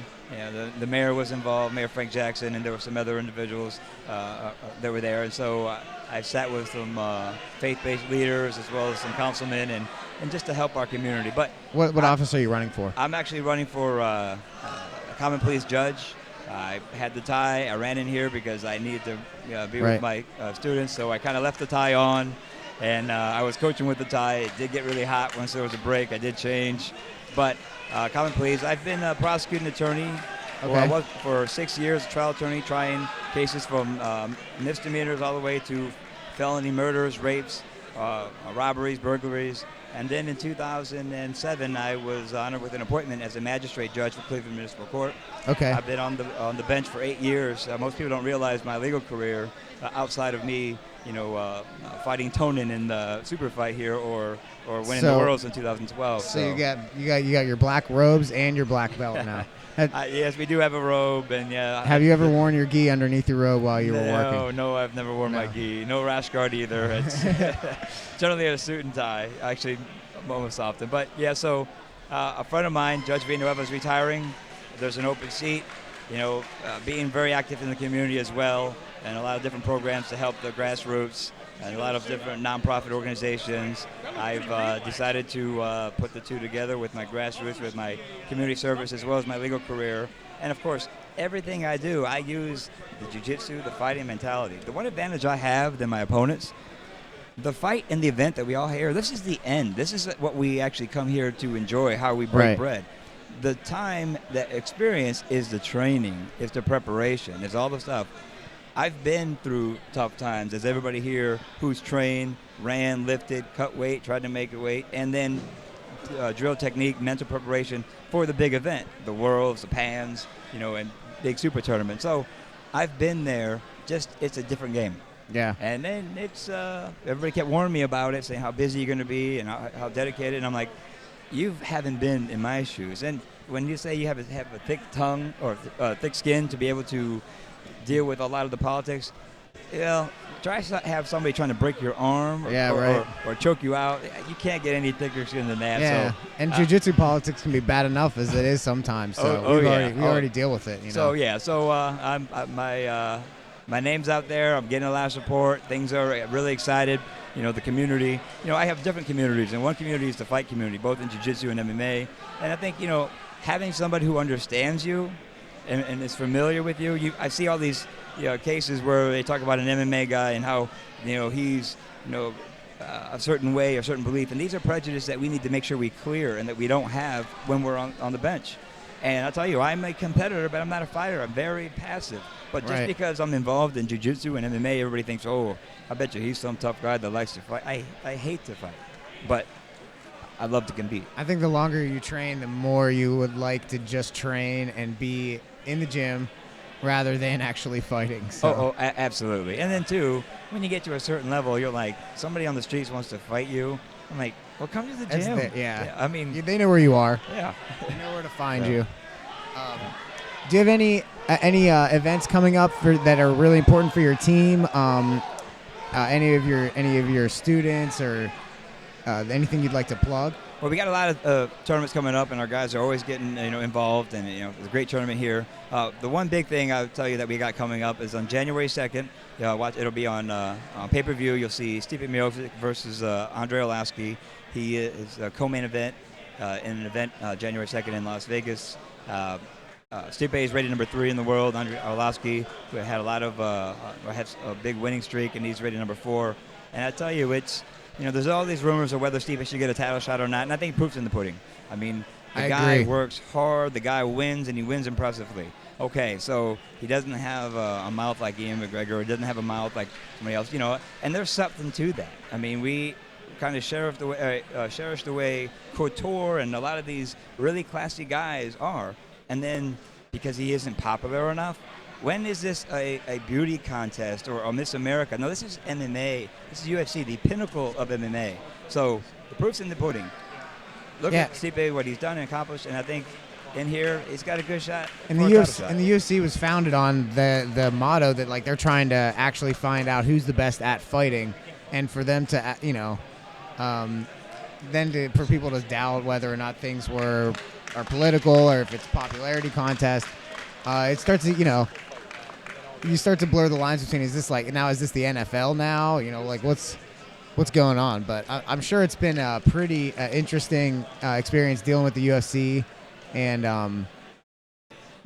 going from it was pretty interesting. Tell me about how it feels to you started your own gym years ago, and to have built that team up to the point now where you're managing and coaching fighters in the UFC. I mean, that has to be pretty awesome. But I tell you, I've done jiu-jitsu for, I can't even tell you, longer than I haven't done jiu-jitsu, and I've been doing grappling and some type of mat fighting since I was 10 years old, and I'm not young anymore.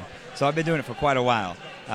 Marcus Marinelli had this idea, this dream, and he had a shoot fighting program, and we both kind of trained similar fighters, and some mutual fighters trained at my place for the grappling and his place for the fighting. Right. And he gave me an opportunity to be able to work with that team, and the rest is history. And I tell you, I couldn't even imagine that we'd be where we're at. But this gym, there's a lot of gyms where you go in there and everybody wants to go to Iowa or Missouri, and you get the national champs or you get the champions coming here. But as far as wrestling, but to come here and start from the grassroots and build it from the ground up. We built these guys. They came in and they learned. We didn't champions that came in and then flew all the way into New Mexico or to other ones, and now they're great. These guys started our hometown guys, and so big credit to Marcus Marinelli, Joe Delguy, Alex, and all the people in the boxing program. And I give kudos to myself, but at the same time, really, it's not just me; it's everybody that's actually part of the grappling program. So that's something I think people forget is, there's a lot of fighters out there that are homegrown. They're coming from camps where they're training with their longtime teammates and people who they started with, and there's a lot of really good coaches getting some awesome things done. And then there's camps that have the luxury and the privilege of people, the best in the world, seeking them out. And, it's not like it's the easier path, but doing it yourself there's a certain amount of pride that comes along with it. And it says a lot where you're able to create that environment for your people and put them in competition against people that are going to Jackson's and training at all these, these gyms that have basically celebrities, just a bunch of celebrities training there for the most part. I think that's pretty awesome. Well, those gyms are great, and proofs in the pudding, and the products are great in there. But of course, I'm biased. I don't think there's any place that you'll find that is similar to Strong Style, and it's classy guys. The guys that are our family, and the people who get involved or are part of it, whether you're part of the team or you're just coming in to cross-train, we're all family. And this whole martial arts community, especially in our area here, jiu-jitsu, MMA, etc., it's just a beautiful family, whether extended or immediate. So. Well, yeah, I want to thank you for coming by. Ladies and gentlemen, Pablo Castro. You guys are watching the BJJ Hour. We're nearing the end of our broadcast, but you guys can catch us next week at Edinburgh. And don't forget to, if you guys are ever around March here. 2016, if you're a Democrat, if you're registered to vote, if you haven't registered, then go register. You know, put somebody in there that you know, put somebody in there that you understand, that understands you on the bench. 2016, March 15th for the Democratic primaries, and then November, the presidential election. I'll be on the ballot there as well, but I got to work on March 15th for 2016. Yeah. Thank you, everyone. Good luck. Thanks, man.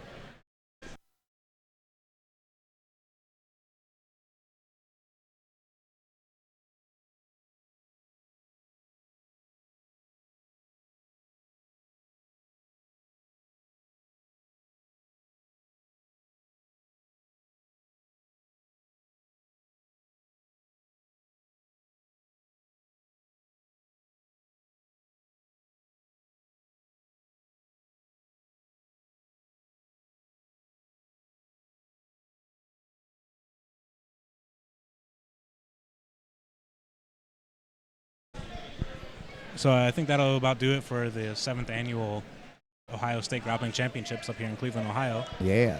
We're sorry we weren't as organized for the super fights as we'd like to be, but you know, this is a kind of a rebuilding phase. We don't get to stream as often as we like to anymore. And we're doing this for free, guys. So, you know, exactly. If we had a little more money to get nicer equipment and stuff like that. Something. But we're building, and we want to do it. We want to do your tournament. We want to do your regional tournament. We want to help all the tournament promoters get their fights online. There's a lot of really good regional grapplers, and so that's what we want to do. We think we can do a better job than Flow Grappling. We can do a better job than Budo Videos. We need the team to do it too. So. But we have the capability to really hit this thing out of the park and take it to the next level as far as grappling television goes. If you would like to help us out, patreon.com/the BJJ Hour. That helps us out greatly. It helps us with the upkeep of the show, helps us with our web hosting, and it'll help us get us to tournaments. I'd like to also thank our sponsor, Jiu-Jitsu Engineering. Check them out. It's designs by Carmichael Judge, CJ. He makes some pretty dope things. Like, what is that? Taped up hands with a Rubik's Cube? Yeah, one of their T-shirts. It was I actually ruined. I'm gonna have to hit CJ up. I ruined my favorite shirt of theirs already. He just sent us a nice box of stuff. I ruined a shirt. I put it in with my towels, and now it's covered in fuzz. I don't know how it ended up in there, but I pulled it out of the dryer, and it's like it looked like it grew fur, and I was like, no. That's sad. So I gotta hit him up for another one. But yeah, check them out. BJJ Hour 60 for 15% off your order until the end of the year. Make a great stocking stuffer for your BJJ boyfriend or girlfriend. Exactly, and you can wear them out, and they're comfy shirts. That mat's been recording like all day. Also, you know, I'm gonna shout outs to a few people here. Thank you for Dustin Ware for bringing us out, for having us out here. Thank you, Pablo, for coming on. Thank you, Abraham, for coming on. Thank you, Jessica, Evil Eye, for coming on. Shout out to everyone at my gym, High Ground Jiu-Jitsu. If you want to train, hit us up, Delmont, Pennsylvania. Shout out to Mike Mijas. Get home soon. I need you up here. Thanks to Tom Cannell. And we picked up some pretty nice shirts, too, so check out BJJTs because they make some pretty cool shirts. Like that says arm bars. And we love Star Wars, so we're going to have to start rocking their stuff, too. We're going to probably wear Jedi outfits instead of gis when we roll from now on. But with that, I'm going to say, everybody, have a good night, have a good week. We'll see you tomorrow for Verbal Grappling, and we'll see you next week from Edinburgh. See ya.